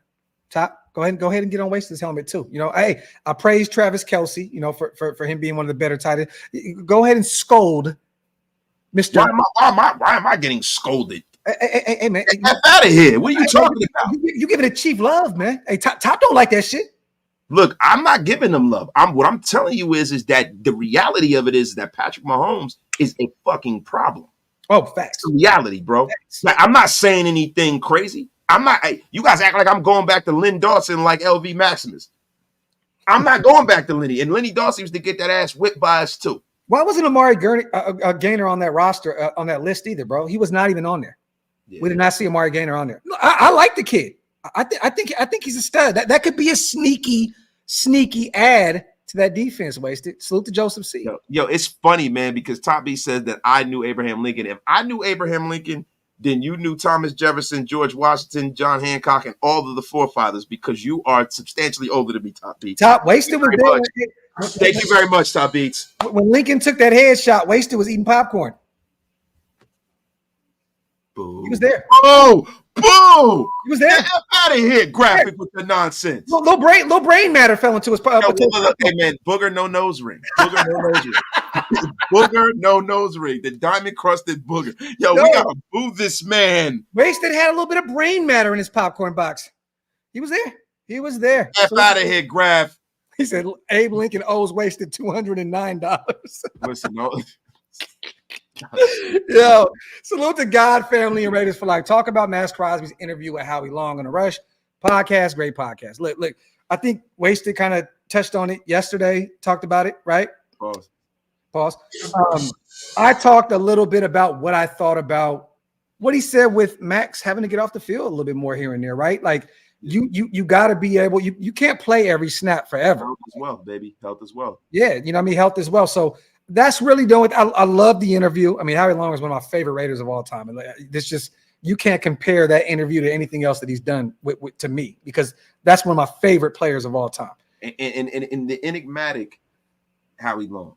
Yes, we see Howie Long in the public because he's on Fox every week. Yes, but as far as him being back and coming back as a Raider, doesn't do that a lot. He doesn't show up to the alumni parties and things like that. He's a very, very busy guy, right? Yeah. He's a guy who's been a star. He's been in movies and things. Bro, like where that. the fuck did these thumbs come from, bro? Wasted like I don't know. I was about to ask you when we got off the air. Bro, what the fuck is doing this? Somebody be like, yo, somebody trolling, bro. Somebody has access to something. Dog, like sometimes you'll be cooking and then a thumbs down to pull up. And I'll be like sitting there laughing like, yo, somebody is like hating, bro. What the fuck is going on? Who in the hell is doing it? A whole Mickey Mouse thumb just popped up on the side of your shoulder blade, bro. That's crazy. Yeah, and it's always on my channel. Yeah, bro, shit don't happen to me. What the F is going on here? I low-key be thinking it's you, dog. Bro, how the fuck I'm gonna throw a thumb up on your screen, bro? I don't know, man. You be doing a lot of shit. I be like, man, you take you. No, bro, I don't know how to do it. I'm like, yo, you taking advantage of them years. You taking advantage of them years, man. You know what I'm saying? That's what you doing, bro. I told you my first cell phone was the Zach Morris biscuit. Your first cell phone was like a black. Mine was the blue Metro with the snake game on it. Okay, yeah, all right, yeah. With you put the little light and the ring and all that stuff. Hello. man. Yeah. So, you had the track daddy. Yeah, you had the brick joint. You had to pay the track full. daddy. You had to pay the full. Yeah, you had to pay the full joint. Yeah, Nah, he said, salute to Watts. Said how he told Maxx that because he did it. This is facts though. Watts. Look, last year we see it caught up to Maxx, right? The knee injury. Look, we finally realized. I said this on my show a few days ago that you're human. We realized Maxx Crosby's human. Like that knee, he shouldn't have played on it. Yeah, but is he really human? He's barely human. Let's just say that. But at the end of the day, like you look, this is why you need to keep a nice carousel of edge rushers, Wasted, because you need to be able to take Maxx off the field for a breather here and there. Allow Malcolm Koonce, allow Tyree, allow Janarius Robinson, or a few other of these guys to go out there and get some reps. Because at the end of the day, man, you do not want to see. Look, without Maxx, are we even having these conversations? No, not at all. Realistically, without Maxx, you guys, this whole show is just. Yeah, it's somber. So the thing is, it's some times in the middle of the second quarter. Hey, Maxx, go take 3 plays and sit down. Yeah. You know what I mean? Or at the end of the half, if you're up and they're gonna go out, go out there and sit them down a little bit. Because you want to keep them fresh for the fourth quarter. A lot of times back in the day with Lawrence Taylor's of the world, guys like Derek Thomas. Walt said, give Lamar Houston some snaps. Man, Lamar Houston was a beast, man. God, bro. I like Lamar Houston, man. Lamar, it's crazy, man. That defense, man. I'm very fascinated by that era of Raider football because the problem with that era of Raider football, especially when we got Jason Campbell, was the fact that our line was the issue.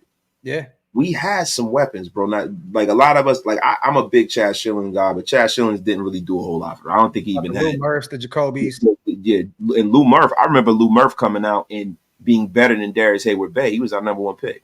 Yeah. They came out the same year. Lou Murph was way more impactful. Shout out to Lou Murph, right? But the Jacoby Fords of the world.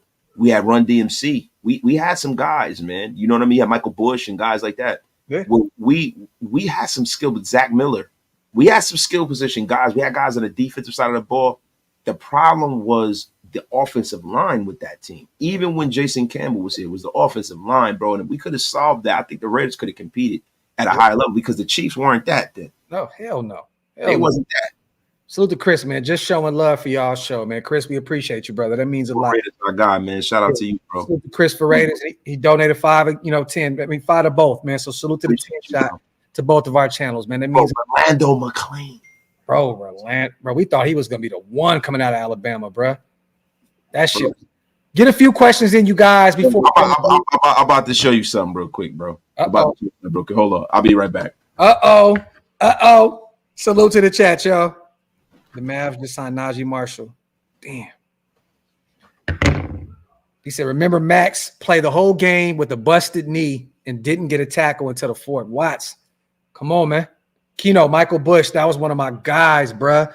And for those who didn't know about Michael Bush, I believe Louisville, right? Played at Louisville. He played at Louisville. He was a stud, bro. I love Michael Bush, man. Love Michael Bush. 34, man. Yeah, man. Let me see. He was a stud at Louisville. Yeah, Capio. Yep, Denarius Moore. That was my guy. Yo, look. Q, I just see. I'm going to tell y'all, Rolando, my dog, I loved Rolando McClain, bro. I thought he was going to be the next Ray Lou, man. Hey, that's a big-ass jersey, bro. Yo, it's not big, bro. It's a 48. It's a big-ass jersey. It's not a big jersey, bro. I'm just not 5 pounds like you, you know what I'm saying? That's just the same size of your age and shit, bro. That's crazy. And you know what's funny, bro? You get these prepubescent body motherfuckers talking trash about me. You know what I'm saying? No. You're using these big words, Wasted. I'm going to take it in the form of disrespect. Yeah. Watch your mouth and make the sale, motherfucker. Yeah, that's fire though, bro. Was that was the era though? You know what I'm saying? Is that one of the ones that mom's sick? Yeah. That's so cold, bro. Bro, yeah, she found a whole bag of jerseys, man. I got my Derek Burgess, my Run DMC. I got a Carson. I got to send you that Carson Palmer too because I can't. Bro, that shit put that though in a case and put that in the cave, bro. Yeah, I think I'm gonna put this one in the cave, bro. I don't know if I'm gonna wear this one because this one is clean because. It was funny, man. My one of my kids were born around the time when Rolando McClain came in. Love it. and she used to always throw up all the time. So I never really wore it a lot. Your kids a little, they throw it up on you and shit all the time. Yeah. Well, I had a Seawood jersey that stayed getting lit up by both of them. Yeah, man. Yeah, man. I got a black, bro. I got a black Seawood, a Mitchell Renz black Seawood, bro.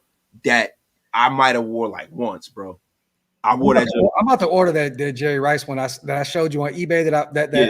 I'm about to order that shit, bro. I got to. That shit's cold, bro. My John Ritchie, I can't wear it either, yo. I'm sorry, I didn't mean to cut you off. No, you good. Yo, I just saw somebody say John Ritchie. I got a John Ritchie jersey, bro, but it's the old. That shit is from the 90s, bro. I don't think I can fit that. That shit was when I was in high school, bro. I can't fit that shit, bro. Hey, man. Hey, somebody over here, man. I could fit that. Grab that jersey is fucked up, bro. Like that, you can't even see the number 4. You can't see the numbers. It's the old iron-on shit. It wasn't authentic, bro. To beat the shit ones, bro. The ones that been through shit. You know what I mean? Salute to Robles. What's the most intriguing position you guys are looking forward to in training camp besides the quarterback position? Oh, damn. Okay. Well, you took that because I was going to say that as well. Wasting got running back. Is there a reason behind that? Yeah, man, because you're going to have to support this quarterback, man. You're going to have to.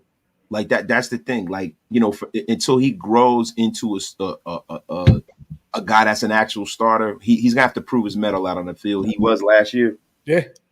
Initially, I think there's a lot of looks that are going to be thrown at him because I don't think people respect Aiden O'Connell the way they probably should around the National Football League. They're going to blitz him a lot. He's going to have to be supported. Okay. Robles, I'm going to go with the cornerback position. You know, outside of Nate, and I'm hoping that he can stay healthy, and outside of Jack Jones, you know, if he can continue that upward trajectory that he was, you know, he had a phenomenal year for us last year. Outside of those two guys, I'm a little nervous. I'm hoping that Jacorian Bennett can be that guy. You know, the number 2 guy. I'm hoping that Brandon Faison can bounce back from that injury last year. He was on the IR all year last year.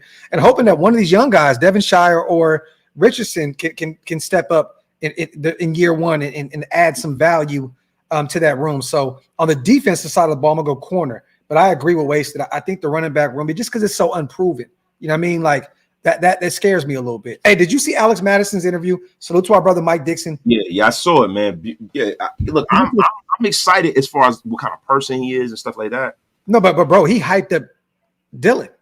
He said they asked him. They said, "Who was the guy that performed insanely at OTAs?" And he said, "Dylan Laube." This is straight up.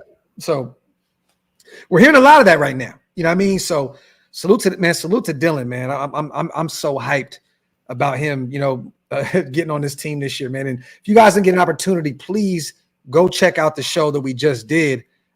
East Coast Gridiron, Big Mike. We just broke down some film on him, New Hampshire, with the bad, terrible O-line and some questionable parts on that offense, man. Dylan balled out, bro. Like the production could have probably been double if he had a really good O-line. Yeah. You know, it showed the difference. When they were facing, I believe it was Western Michigan. I believe that was the game that we talked about. And you can see the difference in talent, the difference in size. But Dylan was still the best football player on, like on the field. It was him and Marshawn Nealon. You know what I mean? Like those were the two guys on opposite sides that were the two clear-cut best players on the field.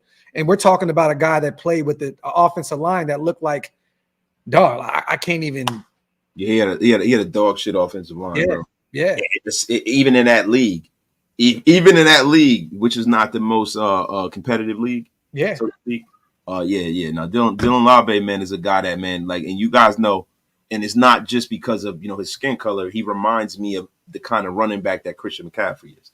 Alvin Kamara, those very, very versatile guys, man. Yeah. And I can't wait, man. Thumper as well. He's not afraid of contact. He'll run right through you.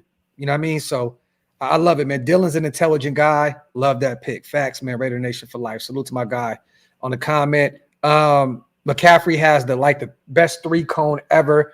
But Laube will be rocking the 23. And I love it, man. You know, Stem T, we talked about that. Even Dylan said, like, Christian McCaffrey, like, that's one of the guys, the reasons why he's a running back, right? Like he grew up idolizing the guy. But, like, we can all kind of agree that's a very steep climb. Like, there's running backs and then there's Christian McCaffrey, right? There's running backs and then there's Christian McCaffrey. That's like coming to the league and be like, oh, he's going to be the next Larry Fitzgerald, or he's going to be the next Jerry Rice. Like, it's a lot. Yeah. It's a lot, bro. It's a lot. And you know, I feel like Dylan Laube, hopefully he can come in and carve his own niche, and people could say the next Dylan Laube. The Glazinator. Yes, you damn right. Glazinator, baby. Yo, I don't think y'all realize we be on the phone off screen, and I say that like anything Nader wasted be dying. Like the Glazinator, he just motherfucker just start crying on the phone. I'm telling you. Well, look, listen, the euphemisms that have been created from myself and you, bro, are legendary, bro, and there will be more this year. Yes, there will be more. Yes. Yeah, the Laube breakdown was cold. Dylan got a lot of upside as long as we can use him right. This is facts. This is facts. And the kid is excited to play for this team. He is excited to go out there and prove himself. That's why I'm so excited about Dylan being on this roster. Outside of the film and the football, like he's excited to be here and he's saying all the right things. I'm excited about this kid, man. Real talk. Salute to Stone Cold Raider. Malcolm Koonce going to have a close to a 2005 Derek Burgess type season this year. Talk, Stone Cold. Derek Burgess, that's my dog. Oh, yeah. I love Derek Burgess, man. He's one of my favorite defensive ends ever. Stu said that. He says that's one of his favorite defensive ends of all time. Yeah, I was a Derek Burgess fan when he was an Eagle. You know what I'm saying? When he was an Eagle, bro. Like, you know what I mean? Because I watched what he did. And, I played the game. And, listen, Derek Burgess was one of the best even Warren Sapp said that. Yeah. He said he's one of the coldest defense. That's a guy that gets overlooked, man. That guy was very, very, very underrated, man. Great player. He was a Pro Bowler that year. Played in 16 games, had 16 sacks that season. The following year had another Pro Bowl year with us and had 11 sacks. I forget sometimes how good Burge was. Like, you know what I mean? Even like some so-called down seasons, 11 sacks, 8 sacks.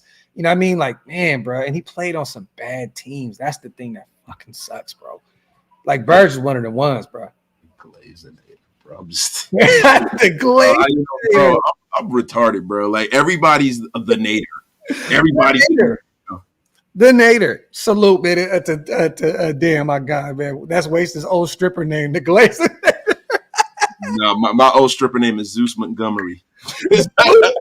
Montgomery, bro. Malibu. Biff Malibu. Salute to our brother in the building as well. My God. Get a few more questions in, y'all, before we get out of here. We're coming up on almost an hour and 45 minutes. Get a couple in before we get out of here, man. Salute to the chat, man. Wipe them feet, y'all. Pay your bar tabs. Hit that subscribe button if you're not subscribed yet. We definitely appreciate it. It keeps us in the algorithm. It's going to be a major season this year. And you guys, we're going to be breaking some news soon, too. We got a lot going on, you know what I mean, with our respective platforms. We just want to give you guys real quick, give you guys your flowers. Without you guys, none of this stuff that we're doing is possible. Thank you so much for supporting us day in, day out. I'm telling y'all right now, we are forever indebted.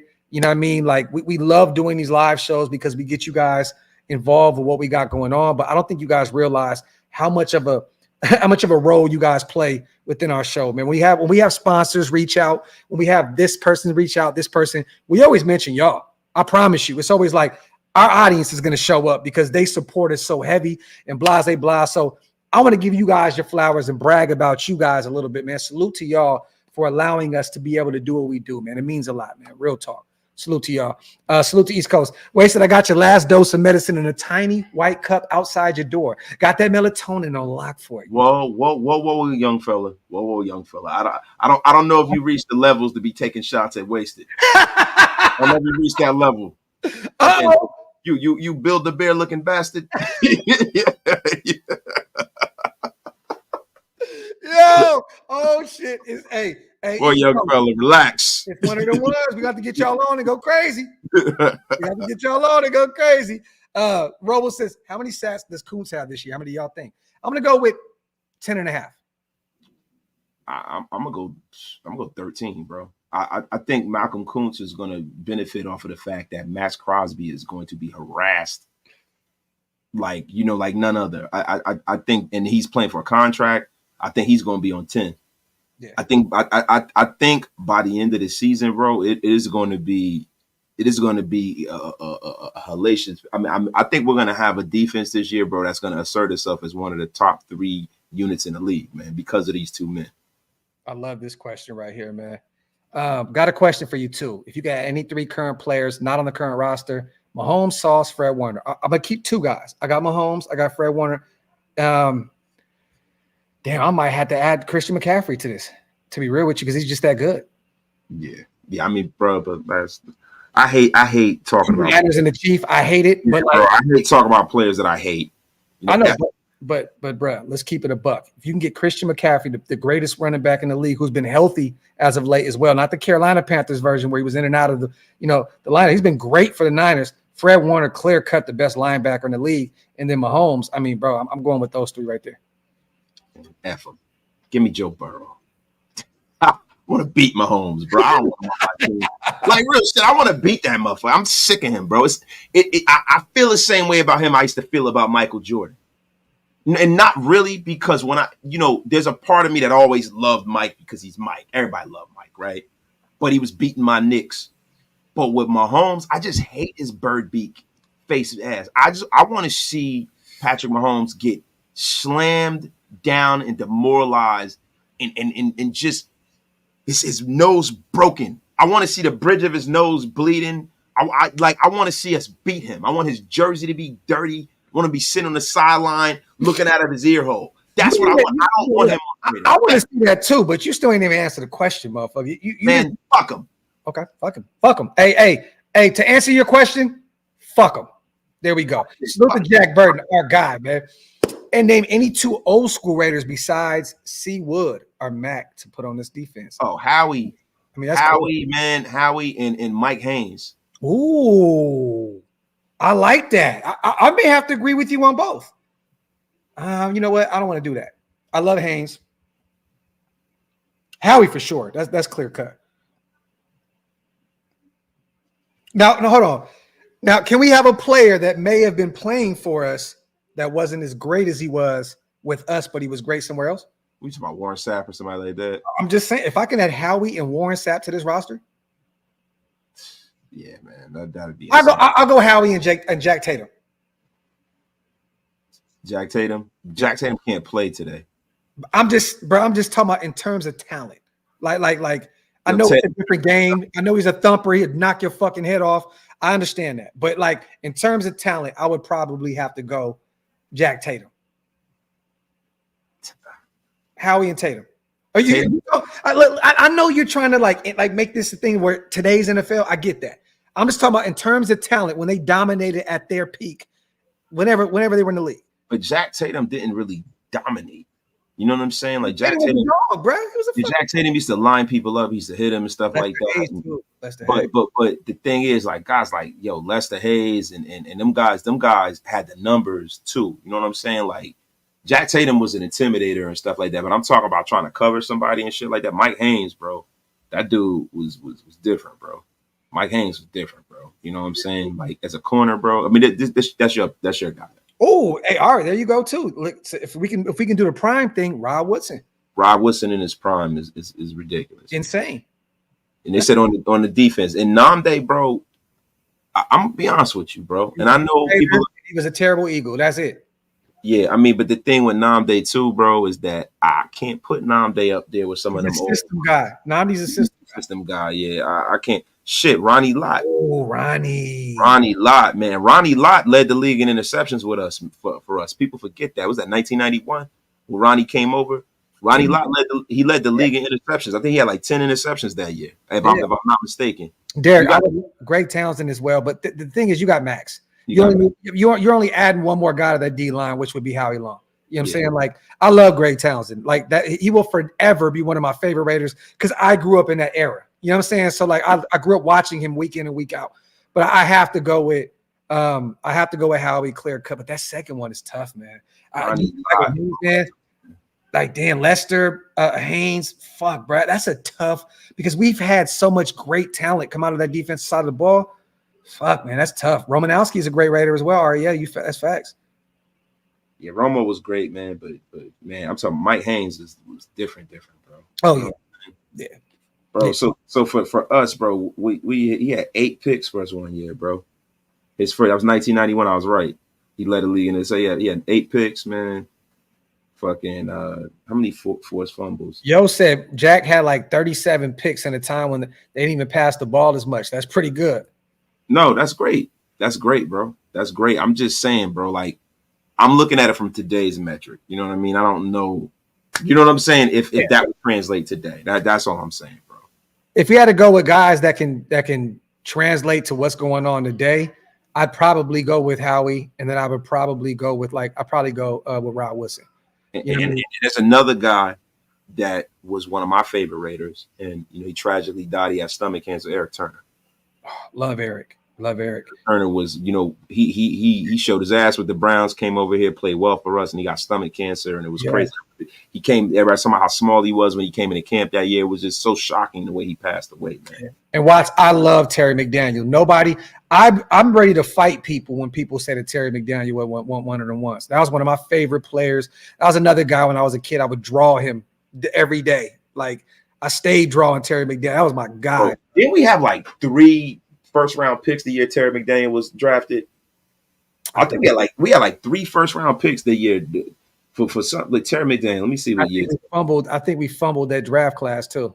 Yeah, definitely. But I'm just saying, Terry McDaniels, because he was at Terry McDaniels, that year he got drafted, bro. What year was that, bro? I'm trying to remember. Yo, that was like 1988. I mean, look, Terry McDaniel was nice, bro. He was a Pro Bowler a few times, man. I know in like 93 he was all pro. I remember that. He was a Pro Bowler 5 years in a row for us. Like from 92 to 96, he was a Pro Bowler.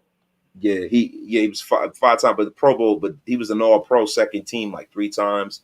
I know he was all pro 1993. That's like his best year. 94 was the best year. That was the year he had 7 picks. Yeah, but as a whole, he was an all pro in 1993. I don't think he ever was an all pro. Yes, he was. He was first team all pro 1993. I remember that. I'm looking right now, bro. All I'm seeing is Pro Bowl. First team all pro. What the fuck are you looking at? Bro, I'm going off of my memory because I'm old. Yeah, bro. You starting to get some shit where you starting to forget shit, bro. Shut your ass up, yo. I'm not that old, bro. Bro, he's a Pro Bowler. He was never an all pro. Yo, wait, hold on. Let's look at the all pro team. Hold on now. 19. The old boy about to sing say, let me get together now. Come on, what's up? 1993 NFL All Pro. Yeah, Eddie Anderson was my guy too, Watts. Facts. Jenny says, I trust Waste's judgment. He knows shit from the 50s. Fuck you guys, yo. No, he wasn't an all pro, bro. Hold on, bro. I mean, I love that you still trying to argue and fight this. I love it, like, because you so stubborn. Y'all don't know Wasted. He'll call me at 2 a.m. and be like, "Yo, hey, I found out he wasn't all pro, bro. It's just what happened was right." Nah, shut your bitch ass up. You be doing that.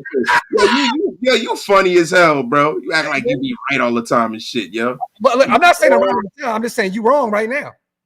Okay, wait. So 1993, Eugene Robinson, of course, Marcus Robinson.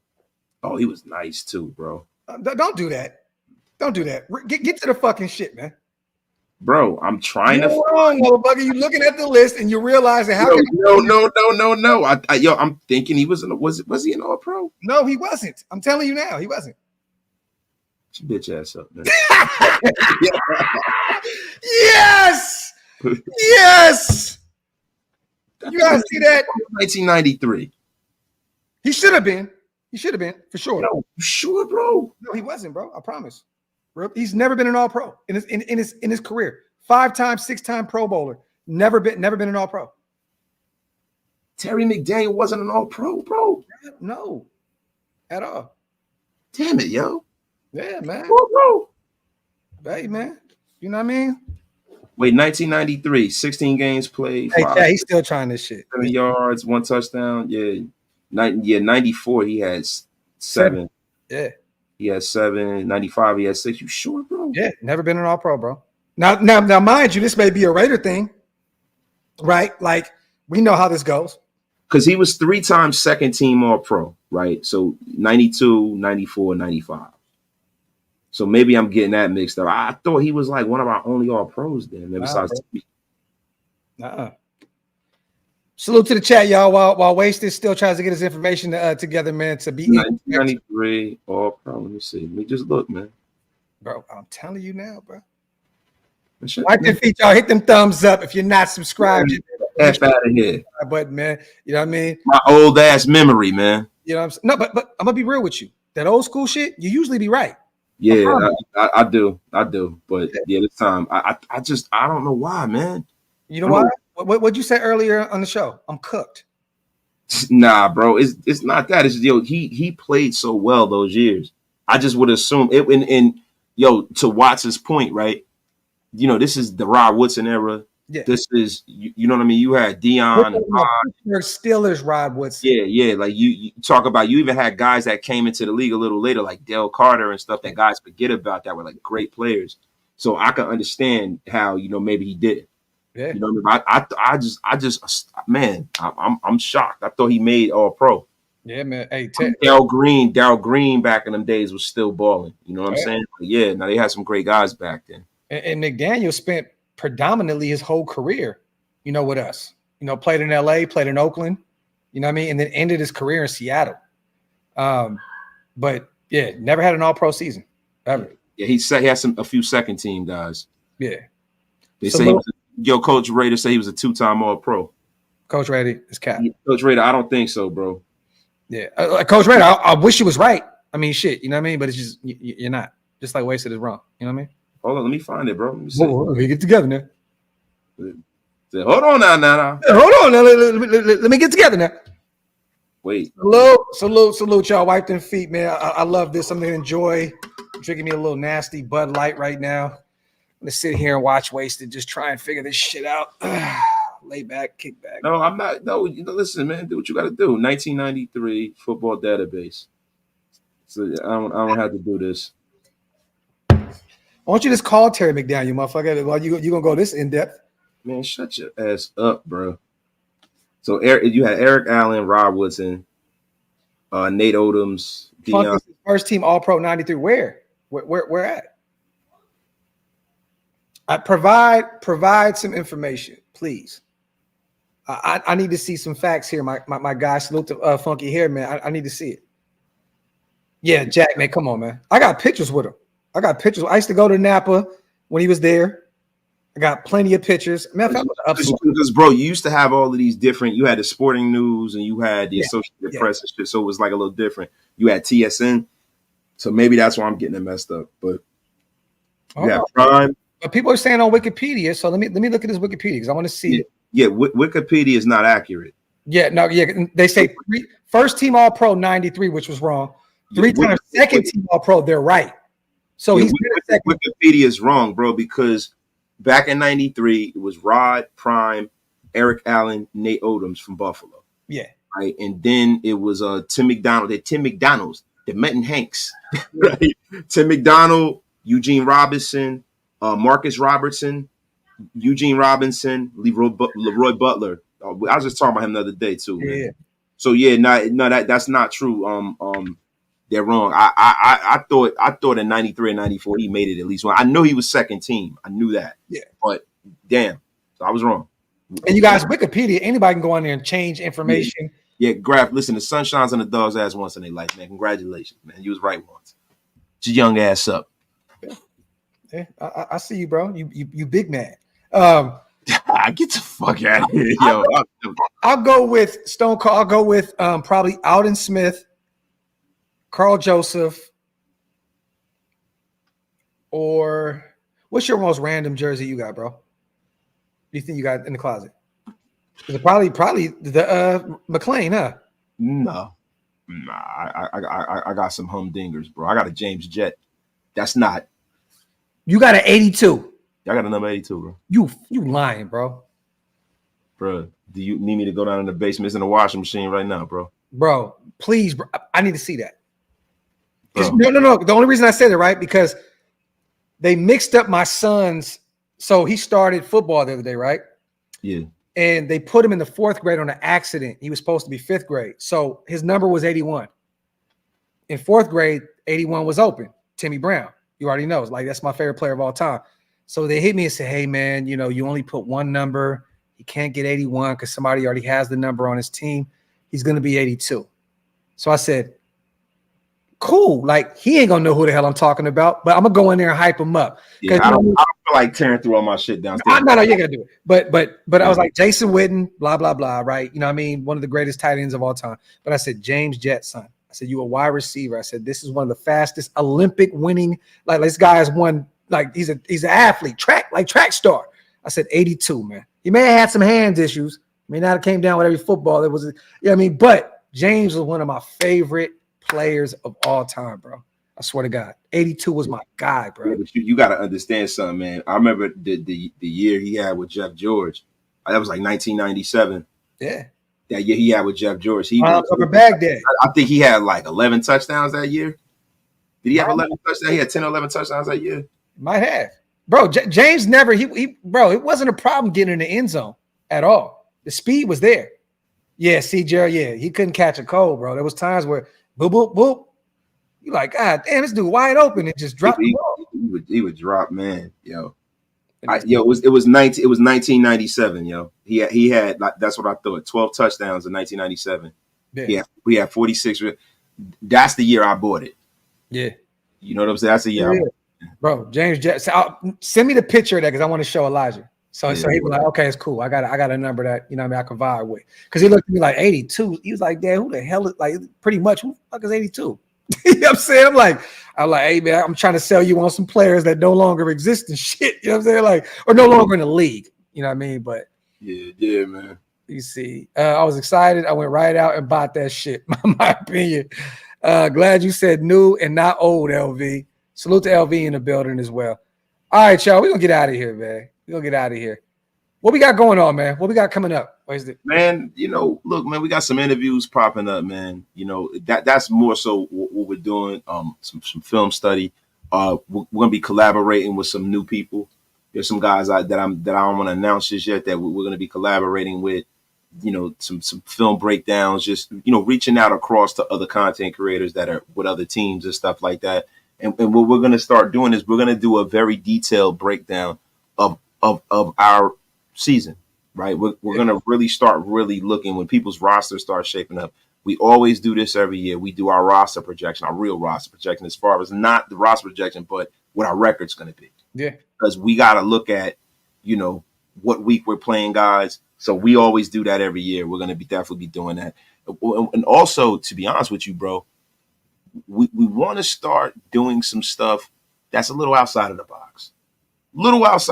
Y'all. Look, I think we're going to get back to doing a Built Different or two. If you guys would like to. Yeah. A Built Different or two, man. Yeah. What do y'all think, man? You guys want some Built Different? Some hip hop, some culture, some, you know, all that good stuff. I'm waiting. And you know what? I'm happy you guys keep saying Lou Murphy in the chat too. I got to reach out to Bro. I want to bring him on and do some film breakdown on one of these receivers that we got. Think it'd be fun. Yeah, Murph is dope, man. Murph is dope. Real good dude. Yep. Yeah, let's see Tommy 2 Thumbs Spillane to the field. he said yes on Build Different. Yeah, man, we've been missing out on those, man. The mental health, the hip hop, the culture, just whatever's going on. We need to get more involved with that as well. Freight Train's birthday is Wednesday. Shout out and salute to Big Freight. Big Freight Train is about 6'4", man. Big dude, man. Yeah. Big dude, you're rocking the ponytail like the Undertaker. Shout out to my guy. Hey, Stu Pac will be back as well. I'm going to get him on the film breakdown for Trey Taylor. I want to have him come on and safety for safety and tell us what he sees. That'll be fun. So, Dan, you'll see him. And he called me the other day. So, Stu is alive and well, doing good, been busy. You guys, actually, he was in L.A. I didn't tell you, Waste. He was in L.A. at Apollo Creed's what is it? Celebration of Life. Oh, it's memorial service. They did it in L.A. And he flew out there and was out there. He said he had some great stories, talked to some great people, and he wanted to talk about it soon. So we'll bring Stu up. You know, I mean, he's been busy with him. Yo, that's Notepad Stu. When you got Notepad Stu, that's a different level of Stu. Notepad, that's gray hoodie loaded Lux. That's right. When you got notepads, Stu, you just got to sit back and watch him cook because it's going to be something historic. Yeah. We will be clipping here on out. Damn, I can't listen. It's 11 o'clock. Damn. That's Hoodie Mellow, bro. That's Hoodie Mellow, right? Yeah, I can't believe it's this fucking late, man. Yeah, we look, man. You know what it is, man? I've been on vacation, so I forgot I actually got to work tomorrow. Yo, salute to the chat, y'all. As always, we love you guys. We appreciate you guys. On the way out, do us a favor. Hit that subscribe button on both channels. Wipe them feet, pay your bar tabs, meaning hit them thumbs up. Also, planetraiders.com. Go check out the written content, OakLosVegas.com. Go get you some merch. Woodson.whiskey.com. Go get you a bottle of that goat whiskey. Tell them that Graphk and Wasted sent you. Also, go over there to menoforder.com if you need some supplements. If you want to get that hitch in your giddy up again. Bing, bing. Bing, bing. Bing, bing. Bing, bing. You already know. Other than that, man, love y'all. Appreciate y'all. We out. One.